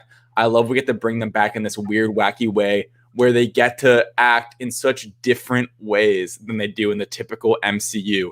They get to be in these pull it straight out of the time vault, 1950s, 1960s, whatever you want to say, sitcom shows. And they did such an immaculate job of really making you feel like you're watching a sitcom from that generation. It's so cool. And like, this is the thing. I love the show. The more I think about it, the more I've watched it, I really enjoy it because for all the reasons why I worry, and I shouldn't be worrying. Why should I care what other fans are doing? Yeah, seriously. That's just how I work. It's not like we have to worry about Disney Plus making money. So definitely not. No. It's not the same as movies. Movies I worry about. TV shows? Yeah. Mandalorian pays the bills, baby. And this is going to too. You know it's going to be like as well. The thing is, and it's going to get so many streams, like, come on, it's the MCU. I really enjoy it, and I am really, as time goes on, enjoying the mystery of it and how we're getting just little bits. And in the first episode, just seeing the commercial breaks, when we talked about this, Thomas, I don't know if you had it in your notes at all. Where it's there. First it's Stark, then it's Strucker, with the Stark. And important note too, when it's the Tony Stark Stark Industries toaster, the red light is lit up as red. Yeah, I noticed that as well. What did you think of that? Just quickly. I recognized it instantly. I'm like, oh, that's red. Ooh, that's important. Now, you said quickly, so. Well, no. And it was on the light. Oh, okay. So I instantly thought, oh, okay, like Stark made Vision. That makes sense. Like it's the toaster. And I mean, as a huge Battlestar Galactica fan, there's too many fracking toasters in the world. Google it, kids, if you don't catch that reference, David. So like, I was like, haha, that makes sense. It's hilarious. And then on a rewatch, I think I rewatched it before I read the internet. Actually, I did, because I watched it Friday morning, went to work for 12 hours, came home and rewatched both episodes and had like 4 notes because I was like, it's just so good. Yeah. And on the rewatch, I realized that no. We actually did discuss it because I thought about it a little bit more. Yeah. Because of the second one being Strucker, that it's traumas. Right. I think that's what I said. Or yeah, you had another thought that was interesting, right? Yeah, and it was that Stark made Vision, and Strucker, in essence, made they were the catalyst for the creation of Wanda, right? The creation of Vision, and the creation of the Scarlet Witch. Right. I'm going to be referring to Wanda as the Scarlet Witch a lot, ladies and gents. But when it comes to the toaster itself, if you look at it, it is a little robot face, and it does have a little curve down there where the light goes, which is where the Mind Stone goes. Mm-hmm. Now, here's the thing that I really, really, really want to talk about for both of these. They both have a ticking clock. Yeah, right. Mm-hmm. And then it does something. The toast pops up in the first one. If you look at the traumas of Wanda, that's Stark bomb waiting for it to explode, and it never does. Then, when you look at Strucker, it's something else. But both of them have a ticking, and both of them speed up as you get near the end of it as well. Like I noticed that today on my 3rd or 4th rewatch. On the Strucker one specifically, I paid a specific close because I understood the Stark one a lot better than Strucker. I really wanted to analyze it, and I noticed that, and that I think is going to be a continuing factor in these commercials. Now, the big question a lot of people have, and I really want to ask you this, David, who is the couple? Because I didn't think the woman was the same. And on the really analyzing the Strucker one today, she is the same woman. Her hairstyle was changed, and I got fooled by black and white. Really? So this leads me to, I was telling Jasmine this theory I have, is that every character we see in the WandaVision show is a real person in the MCU. Just like Wanda is. You feel me? And we know how Monica Rambeau isn't, what is it, Darlene? Geraldine, sorry. Are we about to come to the same conclusion? Come on, keep going. I just think that every single character in the show, in WandaVision, is also in the MCU in some way, I guess outside of Vision. And there's so many things that point to it, where... Oh my gosh, this show is so interesting to talk about because there's so many little things I've seen on Twitter. Like, let's talk about one. I mean, we're kind of just jumping around. Hold on. I want to ask you, I want you to answer my damn question. Who is the couple? Because I have a beautiful theory. I don't know. Okay, specifically, I have no idea. Who do you think? Mommy and Daddy. Oh, so right? Good. Right? Like, who else would be constantly selling this thing? And it's the way that the woman looks at the camera. She's pretty much emotionless in that first one. And in the second one, the guys, he's being the salesman. But it's like, why is it the same couple? And why are they only in the commercials? And I think it's because it's mom and dad. You just blew. That's one of the, you just blew my mind. Because that's something that we didn't discuss beforehand at all. I saved it. I really like that. I really like that because that's how it's fun too. We're going off. I think you believe what I said. How every character in the show is a real person. You look at all these characters like who are they in real life? You know Monica Rambeau, but it's like who's the neighbor? Who's the one blonde lady? Yeah. Who's Dottie? So I want to stay on episode 1 really quick because I got some notes. I have 2 major notes from this. Yeah. Let's answer this question really quick. Yes. No. Right? No, I don't think so. Because if they did that, if it were Mr. and Mrs. Stark, Mom Irizarry, if it were Tony's parents, we've seen them before as elders, and we've also seen Tony Stark's dad as a young man in Captain America 1. Thomas is saying Wanda's parents. Yes. Yes. I did not make it fully clear. My bad, peoples. That I see. Yes, I meant Wanda and Pietro's parents who were died when the bomb comes in, makes hole in ground. It's big. That's good. Thank you, man. I found out I could do Goofy yesterday, and I was like, oh, shoot, man. The anniversary of Agnes and the never seen but always mentioned Ralph is June 2nd. Terry McIver sent me something, I believe, and it is the June 2nd.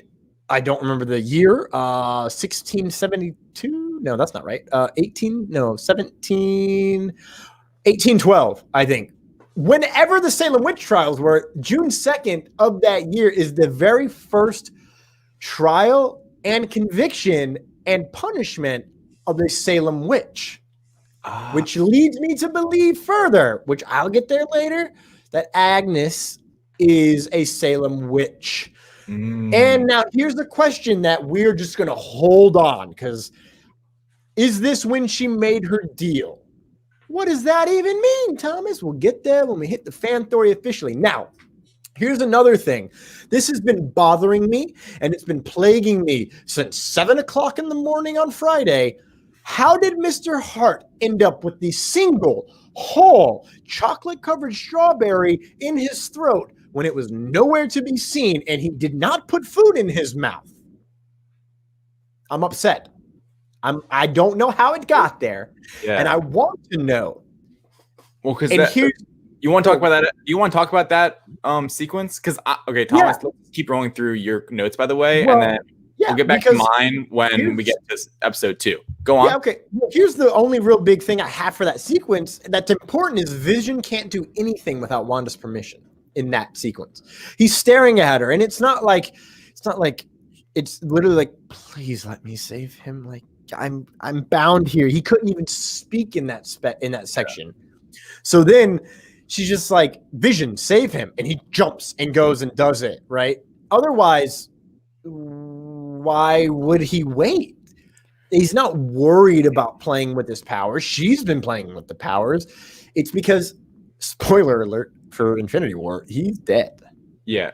Okay, here's my thing. First off, that scene is amazing because it's one of our first looks of the camera angle changes immediately, and it's like, holy crap, it's so jarring because we were used to like the wide sitcom-y shot, and then all of a sudden it's a close up, and the woman from that 70s show is like, stop it, and it gets so weird for a moment there. That's why the show is like that's the show right here. Yeah. Is when things start cracking, and here's my theory on what you just said with Vision and the look he has, and Wanda having to be like, has to say something for him to do anything. Is I think, as I said, that I think each person is someone in real life. Vision is a figment of Wanda's imagination, and it's like an extension of her essentially. So Vision is kind of upholdent to what Wanda wants and can't. When things start breaking like that and cracking, he looks so concerned because this is kind of deep. I think it's not just because, oh no, he's choking, but it's Vision. It's like he's seen it before too. It's like, oh no, Wanda, our little game is running up. And then it's like Wanda says, Vision, save him. And then it keeps going. And then they keep on their sitcom-y way. And then later in episode 2, we get this like a very similar thing because when jumping ahead just to finish this thought, because it goes together. When the beekeeper shows up, right? Pops out of the drain, Vision is like behind Wanda, almost half hiding. And it's Wanda who has to be like, no. Right? And he's also got his hands on her. Like almost holding her back in a way. I just think that everyone else is someone except Vision, and Wanda is just like basically making Vision do what he is, and this leads to a whole bigger thing. I agree. Let's go ahead and jump into episode 2. Here are some of my swift notes, because I know you have notes, but I want to jump through my non-rabbit holy ones really fast. Yeah, go on. Rabbit holy. I don't know why that made me laugh. Wait. Before the rabbit hole, I wanted to say I enjoyed episode 2 more than episode 1. If we're like doing a little ranking thing. Me too. It's a little less misogynistic. Yeah, true, and it also makes sense. It also makes me understand why Disney said we're putting out both of these episodes, because they both run together really well. And I think the second one, it gives you a bit more to chew on. It does. Yeah, no, not only that, but it dives. Like the first one, you'd have been like, because it ends and you're like, okay, it's like, what? We get the beekeeper scene in this, which is huge. Yeah, in the helicopter. Exactly. The helicopter, it changes the color, and that's why I think they really did it. So it's not like, how long is it gonna be black and white? That was a really good 50s voice. But like they see, at the end, it's color. Okay, so it's gonna be a little bit more. Yeah, we're moving. We're going. Yeah, we're moving at a swift pace. I was already thinking episode 3 would be colored. I was already thinking, because they're like, we're going through these eras, and I think we're going to be moving through these eras. I think we might get 2 episodes in the 70s, 1 in the 80s, 2 in the 90s, and then the rest in the aughts, if you will. Yeah, I've heard 2 in the 90s is a thing, like early and late, because they're both kind of different eras in a way for sitcoms, if you think about it. And the 80s was super weird, and that'll be like skipping. It's like, we got toddlers, but no one wants toddlers. I can't wait for the 90s sitcoms, because it's like my like childhood watching like Full House and Family Matters. You won't keep it alive. I know, but I agree, brother. I agree so hard. I'm excited for the 70s, although I'm not excited about the fact they won't touch MASH, which is a bummer. Yeah. But anyway, I just thought episode 2 was really good. And I had another point, but it'll come back up later. Thomas, let's take your notes. So in the animated opening sequence, Geraldine / Lieutenant Trouble is in the animated opening sequence. In the story. Yeah, I had to. When Wanda pulls the thing, Geraldine turns around and it cuts to Wanda, and we don't really see the face. It points to her being onto Wanda, and I also think she arrives after the helicopter with a bang. That's important. The opening sequence, Herbert, who we find out later is, or as Vision calls him, Shubby over here, is with Agnes. And he's the same actor from the promos when Agnes is talking and winks at Vision, and he's there with the big afro and the mutton chops. Is this, and it's interesting because in the animated sequence, they're in front of the same house. Mm-hmm. That's why I wrote it down. Senior Scratchy is Agatha, is Agatha Harkness's son in the comics. Who is Agatha Harkness? I'm going to just spoil it for you now, ladies and gentlemen. It's Agnes. It is Catherine Hahn herself. And if you look at it through that lens, she praises, it's the star of the show. Oh, you think she's talking about Wanda. And she's like, it's Senior Scratchy. And it's like, it's a rabbit. Like, that's cute. And then when he hops across the stage, he's got a real star quality, doesn't he? And she's looking around for like confirmation. She's praising him like she would a son in a childhood play. Senior Scratchy is going to be, Terry will put it in the comments in a minute because I don't remember the actual name.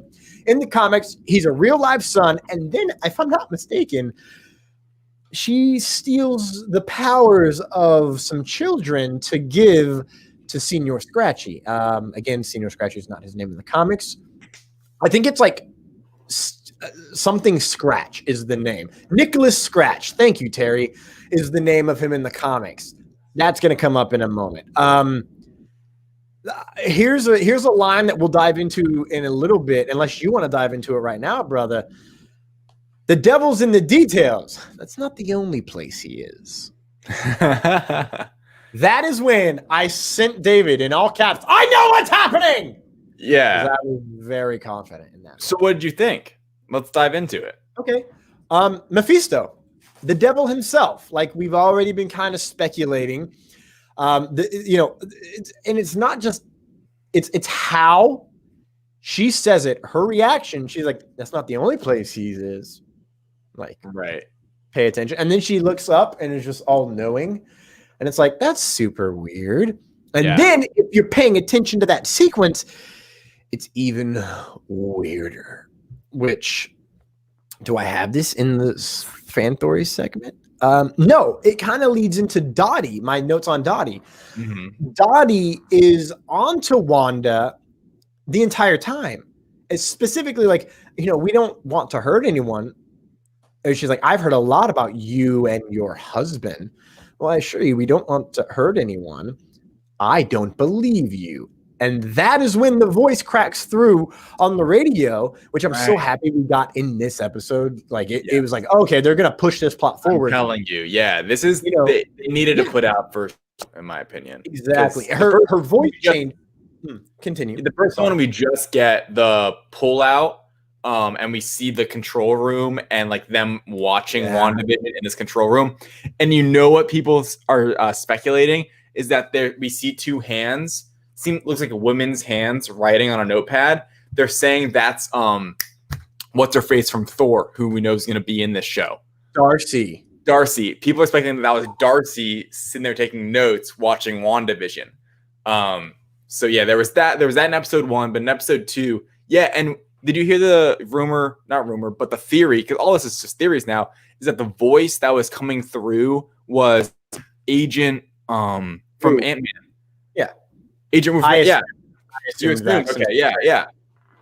That's why I didn't bring it up, because I'm not too worried about that. Okay. That's not a big deal to me. The fact that you're like, oh, that's Darcy, I didn't catch up on that part. I was just like, oh, snap. I saw it on Twitter. Nice. Cool. So in that section, when the voice comes through and we get amazing nonverbal communication from Wanda, she is freaking out, man. Dottie's, her voice changes, her eyes change, and she says, "Who are you?" Like, and how did I get here? And then it goes back. When she cracks the thing explodes, she cracks the thing, and we get blood. See the blood? Yeah, and it's red. And I said roseblood. Thank you. I think you and 2 other people will get that reference. Or that pun, I should say. And then she snaps back. And I have this question. Is the devil inside of Dottie? And I got this from Twitter, is it Clea? Who is, in case you don't know, a witch, essentially. A villain of Doctor Strange. Sometimes a contemporary of Doctor Strange. Sometimes a sexual lover of Doctor Strange. It all kind of just depends on the week. And here's another question, since we're here. Is the planning committee the witches' coven? I mean, if so, it makes sense why Agnes wants Wanda there. And I think we'll... Thomas, I have a random aside question for you before we keep diving in. Is it a fan theory style question? Yes. Do you want to state it real quick? No. No, okay. It's not that story based. Do you think we've seen in trailer footage? Do we think we've seen at least one shot from every episode? Yes or no?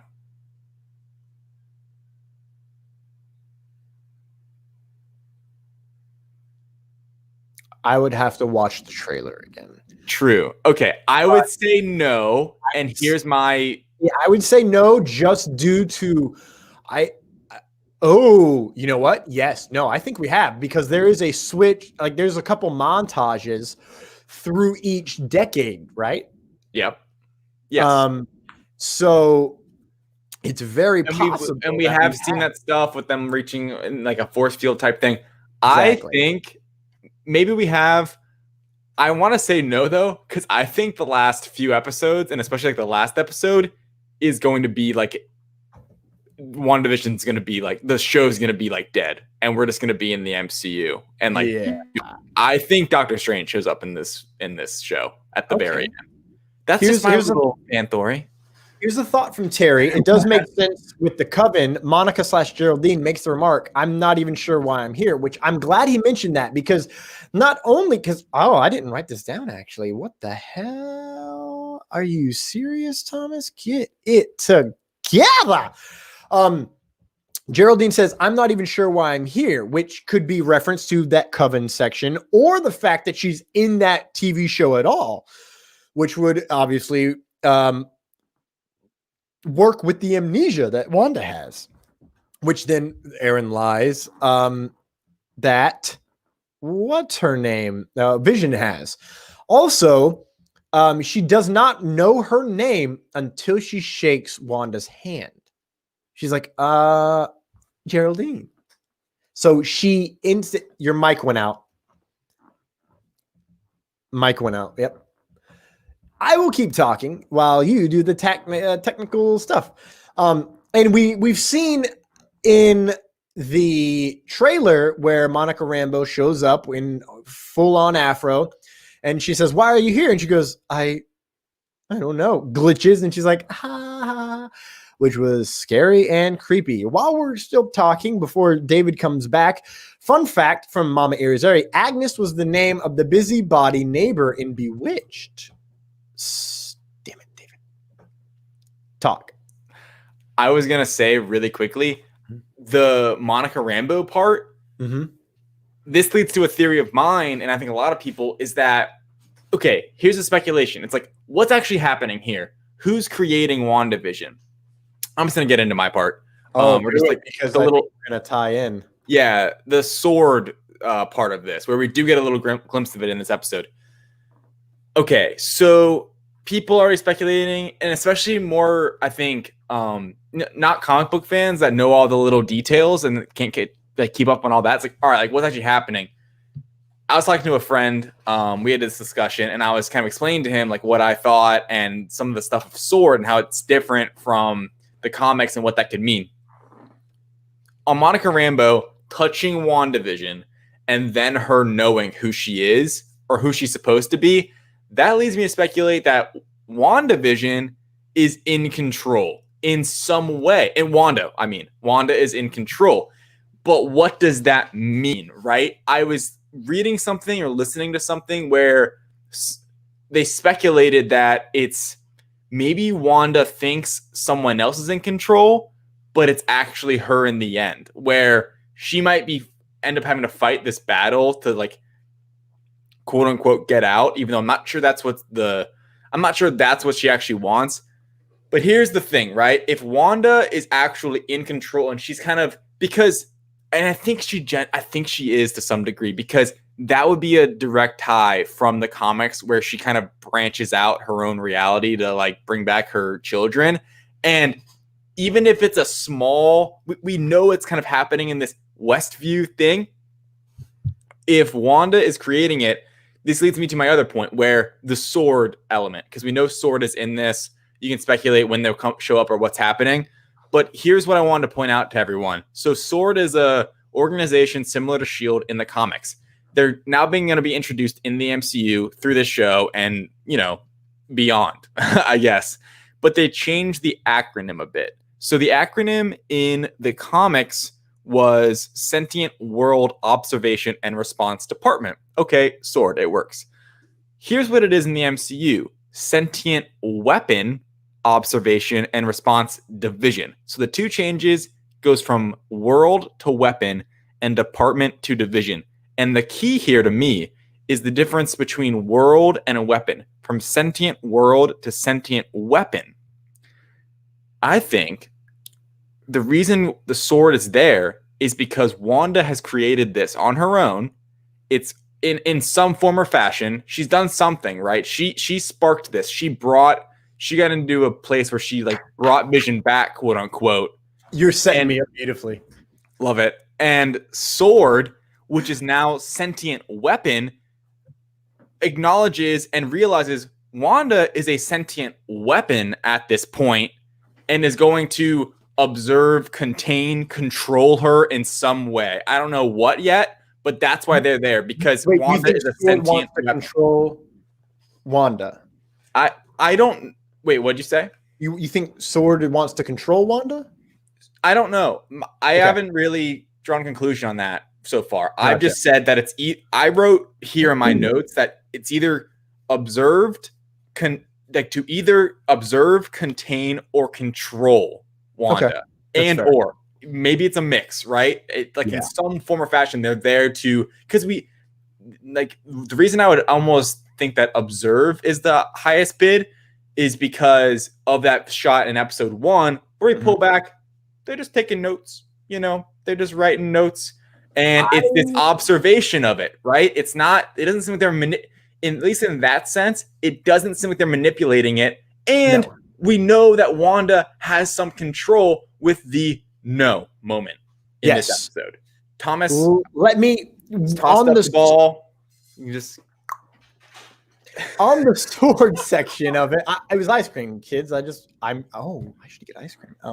Anyways, really quick. When it comes to Sword, I think that it being sentient weapon versus sentient world is specifically because of the Infinity Stones and the Mind Stone. So I think it is beautiful that it's sentient weapon because let's be real. Sentient World Observation and Response Department, which, I'm not surprised they changed department to division. They did that with S.H.I.E.L.D. in the MCU. But the weapon part of it, really is a great way to explain what do they call them in Infinity War? In Civil War? Enhanced? What do you call a bunch of, and then in Civil War, what do you call a bunch of enhanced individuals from across the world? Shut up, super producer. That's what I was going to say stupid. We're going over, ladies and gentlemen, because we haven't even gotten my fan stories, and they are long. I think it's specifically because of everything that happened, and sentient weapons are essentially anybody with any kind of anything other than a human being and has the ability, the strength, any of those powers. Mm-hmm. So I think Swords are way bigger than just that opens it up to be so much bigger of a division than what it was in the comics, which is beautiful. I'm trying to figure out where to dive. On the whole Wanda being in control, I kind of want to put a pin in that really quick because that's my big one. I agree. But we'll get there. Okay. So you just mentioned Westview, and I had a memory. Is Westview referencing westing? There's no word for death in ancient Egyptian. It was just called westing. So is Westview a reference to the end of a life before the rebirth, a la ancient Egyptian mythology? Interesting. That's more of just a random question that I thought of, and I really wanted to get it out there. Interesting. Now Agnes wants Wanda and needs Wanda.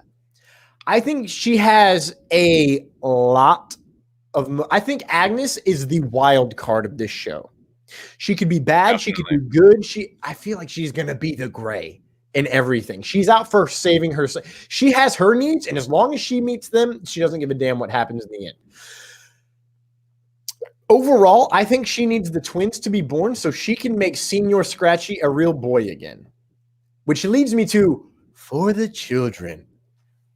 I think that this direct phrase leads to Wanda's pregnancy at the end of episode 2. I agree. And I think that phrase, for the children, is the entire purpose of the entrapment of her deal, if you will, because obviously Vision is dead. Those kids would be made of pure, unadulterated magic. Mm-hmm.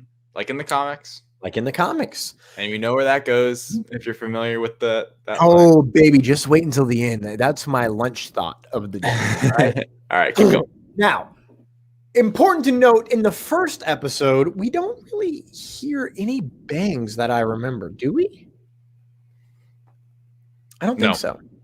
So that starts in episode 2, and we get a few of them, and then it's explained as a tree. Well, Right. That's at the beginning weird. of the episode. Yeah. Exactly. So perhaps the way the coven was working, the planning committee, was working, perhaps those were all SHIELD agents. Because we didn't really see anybody except sword agents. What did I say? At this point. You said SHIELD. I meant sword, yes, thank you. Yeah. I think each one of those bangs means someone has entered, and I'm going to call WandaVision what's going on inside the TV that people are watching inside the show. Oh man, that's awesome. Meta is going to be called its own universe. I'm just going to call it a universe because it's going to make a lot more sense later on. Each bang means someone has entered the universe. There was a few bangs, so people entered the universe. Okay, no big deal. And then we hear another bang, and she walks out and she's like, "What's going on?" That's when we get the sword helicopter, red with a hint of yellow. Mm-hmm. Interesting that the only colors we've seen are red, the Scarlet Witch, and yellow, which is a part of Vision. Yeah. And then the Mind Stone too. Exactly. And the very next scene, we see Geraldine. The very next actual scene, because she's outside, Agnes shows up, they're walking, and then we have our first official cutback, and that is to the outside party situation. Also, there's a fun little quote of her roses, her rose bushes bloom under penalty of death. Yeah. Okay. Weird. Yeah. Now we talked about the beekeeper. I'm gonna hit this quick because this isn't my big fan theory. Okay. The honeycomb shape that we see throughout the entire series means something. And all of the graphics in credits are honeycomb shape, right? Yeah. Remember how they travel and make jump points in Guardians? Yes. Honeycomb shape. Now, why is the beekeeper a thing? Interesting. I was trying to think about the beekeeper. Really That's hard. Interesting, Ty. Where'd you pull that from? That's insane. I saw someone mention it. And not only that, but in the trailer, when she shoots out and it looks like it's breaking down, it's honeycomb-ish. Yeah. So it is as if she is jumping out of a different space and time, if you will, a separate universe. Now, I'm not sure if that's possible to jump out of a different universe via that, but Doctor Strange can make a portal to another universe, so it's feasible. Yeah. Here's my thoughts on the beekeeper. I was trying to think, why would the beekeeper be wearing the sword thing, and why would he be doing what he like? He's kind of been set up as the villain, right? We thought he was Mephisto. Are the bees a defense mechanism of the universe, David? Meaning, if you're stung, you then join the story of WandaVision. Hence, a sword member entering with a beekeeper suit. And it's important to note that Wanda, in that moment, she's like looking and they're like confused. And then she has a sudden realization. She's like, oh no. And that's when he looks at her and she goes, no. And everything rewinds. Are the bees the defense mechanism and the catalyst for the amnesia in the universe of WandaVision? I like it. I'm breaking my brain, but I like it. Trust me, brother. Listen, I thought of this last night or maybe earlier today. I don't exactly remember when, but I thought of this because of the movie Zombies, which you'll get a plug for later. We had our table read yesterday, and it was just in my brain. I was like, bees, man. Like, bees, man. It's so crazy how it works. And then they mentioned hive mind, right? Well, WandaVision, everyone's in a hive mind. They're literally in a pocket universe. Right. And if you get stung by the bee, you join the hive mind, and everyone is stuck in that time period. Oh, it's so good. It has to be right. Let's jump to the big one. Wanda being in control. Now, the real question will come to be why, right? Here's where I think. To me, Mephisto is clearly involved. Clearly. It's too heavily hinted at in lines of dialogue, the way things are carried out, and you know, the whole Agnes June 2nd with Ralph we've never seen. Ralph she talks major crap about, and if she made a deal with the devil, and if you let's just say she made a deal with the devil and it takes your biggest love, it would be her son. Her son's now a rabbit. She gets to keep him with her, but you know, it is what it is. So she obviously is not going to be that big of a fan of Mephisto, right? Well, clearly she wants Wanda for something. A, Senior Scratchy to be a real boy. B, to get out from under Mephisto / the Coven. I'm not sure where I fall on that one yet. C, to live again, ? I want to live again, Wanda. I want to live again. Let me jump back to Mephisto because I skipped a bunch of stuff on purpose. It brings to mind that perhaps Mephisto, it's leading to him being the Doctor Strange 2 big bad. And I didn't know how I was going to tie that in, but I think I've got it now. We'll get there. What is the plan? Here's my thoughts. This is why Wanda's in control. We've all grieved. We've all had to grieve. We've all lost someone. And most of the time we say, I would give anything to have one more hug, to have 5 more minutes, to have one conversation with this person that I lost. Right? Well, when a devil makes a deal, it can come at any time. And if a powerful witch says, I would give anything to be with Vision again, I think that's how we got here. And because she would give anything, it kind of means she would give up a certain amount of control. Hence, why she has amnesia, right? Right. Now, here is where I really wanted to tie it in. Because I keep mentioning Mephisto. Yeah. It brings to mind the Loki trailer with the stained glass window that we think, I think, was Mephisto, the devil himself. Ladies and gentlemen. Right. Is Mephisto in Loki? Or, better yet, based upon what we see in the trailer of Loki and how that hooded figure is setting fire to everything, and there's rumors that Loki is actually the big bad of Loki, which is beautiful. Is Loki of a different universe Mephisto? Ooh, what if it's the Richard older E. version? Grant? Yeah. Tell me that man would not be perfect to play the devil incarnate. But how does that tie into Doctor Strange, I hear you ask? How does that tie into Loki? We've all been speculating that this is going to lead to a no more mutants kind of thing from Wanda. What if instead of her saying no more mutants, because in that comic book series, I got to build up to this here.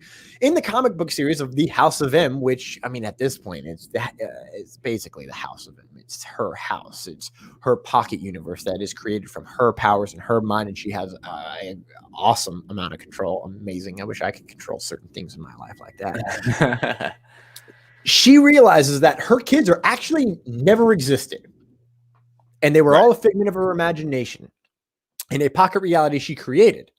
And a pocket reality that was actually destroying the rest of reality around her, and the Avengers had to go stop her. That's the House of M. That's like a brief synopsis of it all. Yeah. At the end, she comes to the conclusion, because she is a mutant in the comics, that there can be no more mutants. Right. And so it pretty much eliminates almost all mutants except for a select handful. I'm really excited to read that. I ordered it, by the way. Oh, amazing. And I've been speculating it's going to lead to more mutants. I don't jive with that anymore. Okay. I think Wanda will say, no more multiverse, causing all of them to crash into each other, leading to everything we get in Loki. Because without multiverse, time is quite literally no longer relative, bro. It will be a collapsing wormhole, similar to what the Ancient One explained to the Hulk. Right. It would be toxic and it would eventually decay. And those characters from other multiverses would eventually have to go somewhere because, well, there's always got to be balance. Okay.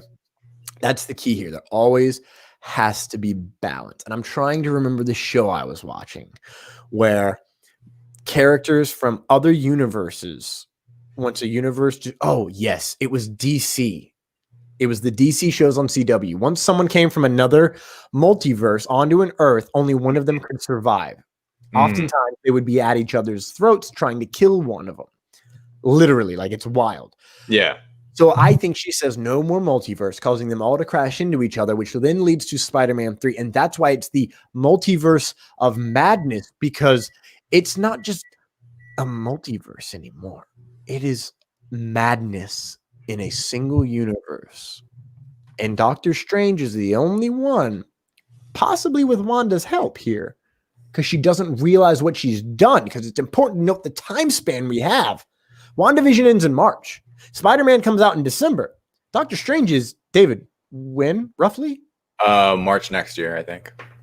A whole year with a lot of shows that very likely will be able to give us small Easter eggs of what's going on, building and building and building until it's like, oh shit, I have to put this back together. And Wanda will have to help put it back together. Yeah. That is my favorite story. I love it. My head hurts. Yeah, mine does too.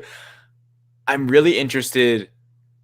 It's hard to think timeline-wise with Falcon and Winter Soldier if that'll play in, because we know it was supposed to come out first. I think you're onto something. I don't know. I mean, you got specific on like, how it's gonna go. Yeah.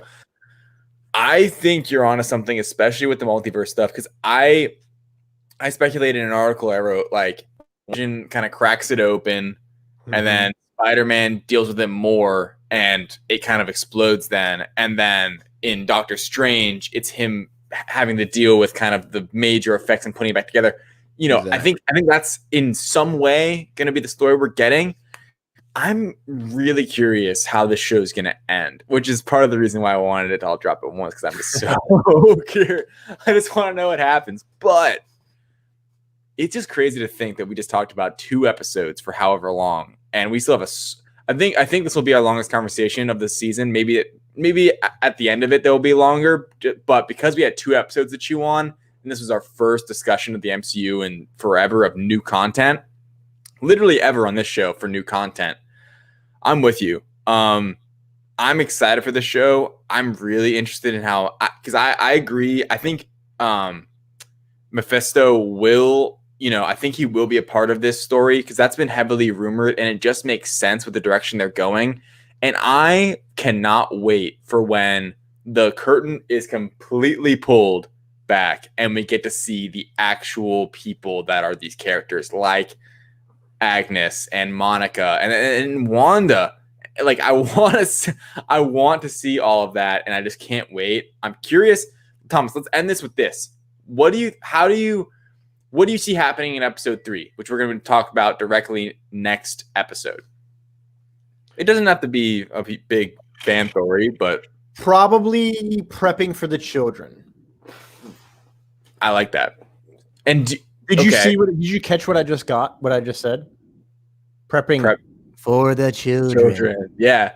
I also saw that too, and I wonder how the children and the twins to the story on a grander scale of the real MCU, of the real world, outside of WandaVision, if you will. I wonder if there will play in, and if there will be a story and a connection there after even after this show, right? I agree. I think I think next episode is going to be in the 80s. We're going to have our fun 70s sitcom storyline, which I think is the theme of this show. It's like, oh, here's this, it's just a casual storyline. Don't worry about it. But everything means something else, or it can, like, all these lines and characters can mean something else and have all these ties. And I really hope at some point in this series, by the end, we get one of those scenes where it's like in a movie. I think the last movie I saw, I can think of, is like Tenet, where at the end of the movie, it's like the protagonist or the audience, it's revealed like what's kind of been going on the whole time when it's been a mystery. And we kind of go back through history of the last, at that point, it'll be like 9 episodes of WandaVision. And I hope we see all of this stuff from a different point of view and see how it all led to this climactic ending of this show. Because I think for a lot of fans that aren't speculating day and night like us, it'll be nice for them to be like, oh, I remember that. And when some of this stuff that we're saying maybe reigns true, they'll really tell us and show us how, yeah, this all was about something else happening in the real world, or however they're going to tell the story. This show has a lot of potential. I think they put this out first because it was done. It was the one that was in the can the most outside of Black Widow, which is a film. And I think they know the story is good. The acting is fantastic. And I cannot wait to see, honestly, the most simply put review of WandaVision is I love the characters and the acting. Beyond anything else, this show wouldn't be as interesting to talk about if at the base level of the show, without any speculation on what's actually happening, is entertaining and funny and interesting to watch. It's a fun sitcom, even without that's I think where it's almost one of the most impressive things, that it's actually a fun sitcom just to sit down and watch and laugh at. Yeah. They actually kind of nailed it. And Bettany and Olsen are incredible in this. And I cannot wait to see what'll be 7 more weeks of them we have. So nice. We're right. If you've not seen it and you want to, let me just give you this. If you like Paul Bettany in A Knight's Tale, dude, he steals the show. He is on point as the same vibe. He's walking down.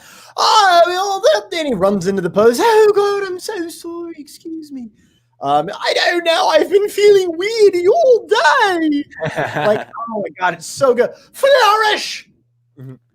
I will now lie to your faces, and you will believe me, because the human mind is incapable of understanding the inner workings of the universe.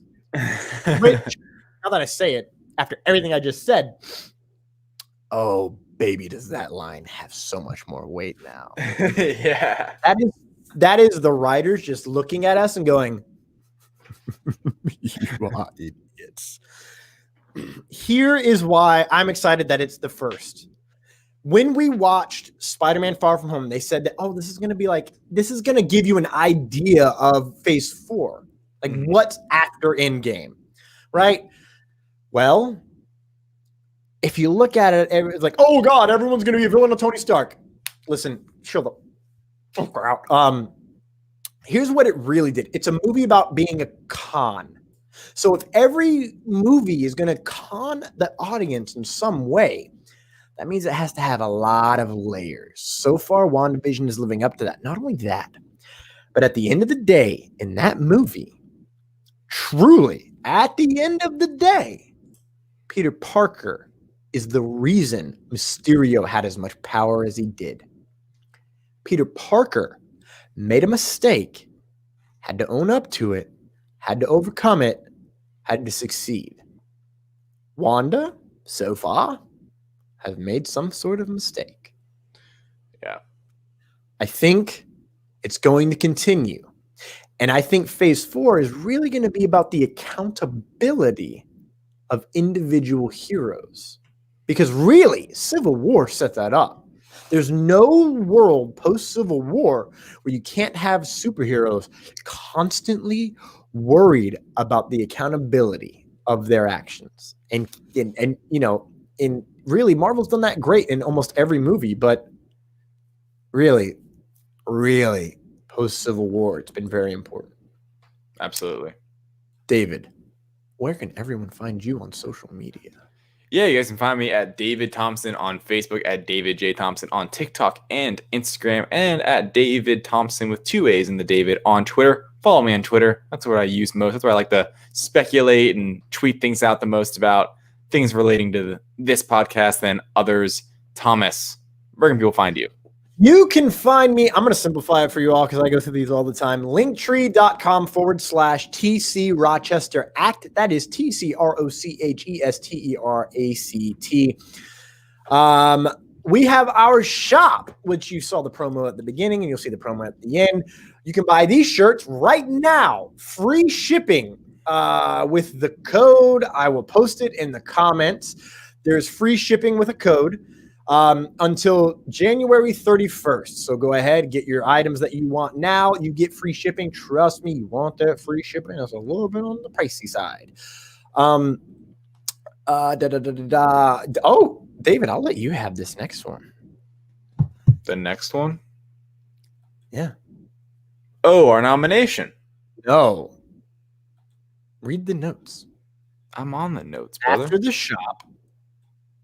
Oh, I blew it. I wasn't reading. Yes. Yeah, everyone. So sometime soon, coming soon, as they used to say on those VHSs I was watch over and over as a little kid, coming soon, me and Thomas are going to be having our first ever in-person episode of Lights, Thunder, Action, where it won't be us via the Zooms and all of that in the world, the webcams. We will be live in person, be able to touch out with more than just the Force. It's coming soon. We're going to let you guys know more as the time comes, but that is coming very, very soon. Me and Thomas will be in the same room, same building for an episode of Lights, Thunder, Action. We can't wait. It's going to be, I can already tell you, it'll be our best episode yet because this is great. And I know you guys love us and our episodes and our Lights, Thunder, Action show right now. But trust me, it all started with me and Thomas in person talking it out. I'm sure it'll be extra long, extra fun, and we cannot wait for that. Thomas, what else we got? I'm so excited. Can't hide it. As I said earlier, we were nominated for Podcast of the Year at the Independent Creator Awards. Terry posted the link to the thing earlier to that post. I'm going to post it because guess what, Terry? I had it at the end of the notes, so my bad. But promotions wise, for me, Zombies the Movie is looking for assistance with donations or shares. A classic sci-fi feature Cheese Fest, written and directed by Alicia Marie, starring local talent from the Emerald Coast about, you guessed it, zombie bees. Want to keep up with the buzz? Give the official Facebook page a like/follow and join the Honeybrick Road as we progress through production all the way until the official premiere. You can find that at gofundme.com/f/zombies. That's BEEZ -feature-film for our audio listeners. And I'm posting that in our comments as well. We just had our table read yesterday, and it's going to be glorious. I'm just going to be so honest. It is basically an action comedy. It's going to be, oh my God, it's so funny, dude. Yeah. I lost it a few times. I did the table read in my car on my break at work. Dude, it was great. Yeah. The second ever Troopy Awards from the Troubled Trooper podcast for Mandalorian Season 2 is out now. I don't have the accurate link because I am a failure at being prepared. But I'll have that posted in the next 30 seconds in our comments. You can find that anywhere you find your podcast for our audio listeners. David, honestly, I'm just going to promote for David. He's a big fracking deal at the direct. He has 700 million views. Did I hyperbole? You're damn right I hyperbole. He has 7 million views on articles he's written, and I was going to rhyme it, but I ran out of smitten. I got nothing. Nice. He's a big, thank you. He's a big deal, dude. He's gonna be at movie, like big budget movie premieres long before I will. So I don't know about that one, but thanks. Yeah, go check us out on the direct.com. Check me out. We're keeping up with all this good stuff, especially WandaVision right now. So, yeah. And last thing I want to do before we leave, first off, thank you, Mama Irizarry. Thank you, Terry McIver. Thank you from the gentleman at NCS. I'm dyslexic. I'm so sorry. NSC Live TV, the HWWS WebTV, Kitchen Killers, God, Mephisto, WandaVision, WandaVision, WandaVision, WandaVision. That's probably my favorite thing. Honestly, I love it so much. It's so catchy. Point blank. Next week we have WandaVision episode 3333. This has been episode 41 of Lights, Thunder, Action. We'll see you all next week, you beautiful sons of blues. bye, everyone. Hello, I'm Thor, son of Dale, here to tell you about the Life of Thor Productions official shop, the only place where you can get your official merchandise for the Lights, Thunder, Action podcast and Life of Thor's Thor Watches series. Whether you want t-shirts, tanks, hoodies, mugs, and masks, Life of Thor Productions' official shop has you covered. If you happen to recognize there's an item that you would like to buy that is not in the official shop, head over to the Light Thunder Action podcast or Life of Thor and request that item, because if you want it, we'll sell it. Just head to lotproductions.threadless.com/collections to get the item that calls out to you via the Force. Again, that is lotproductions.threadless.com/collections. Thank you, and have a Thortastic day.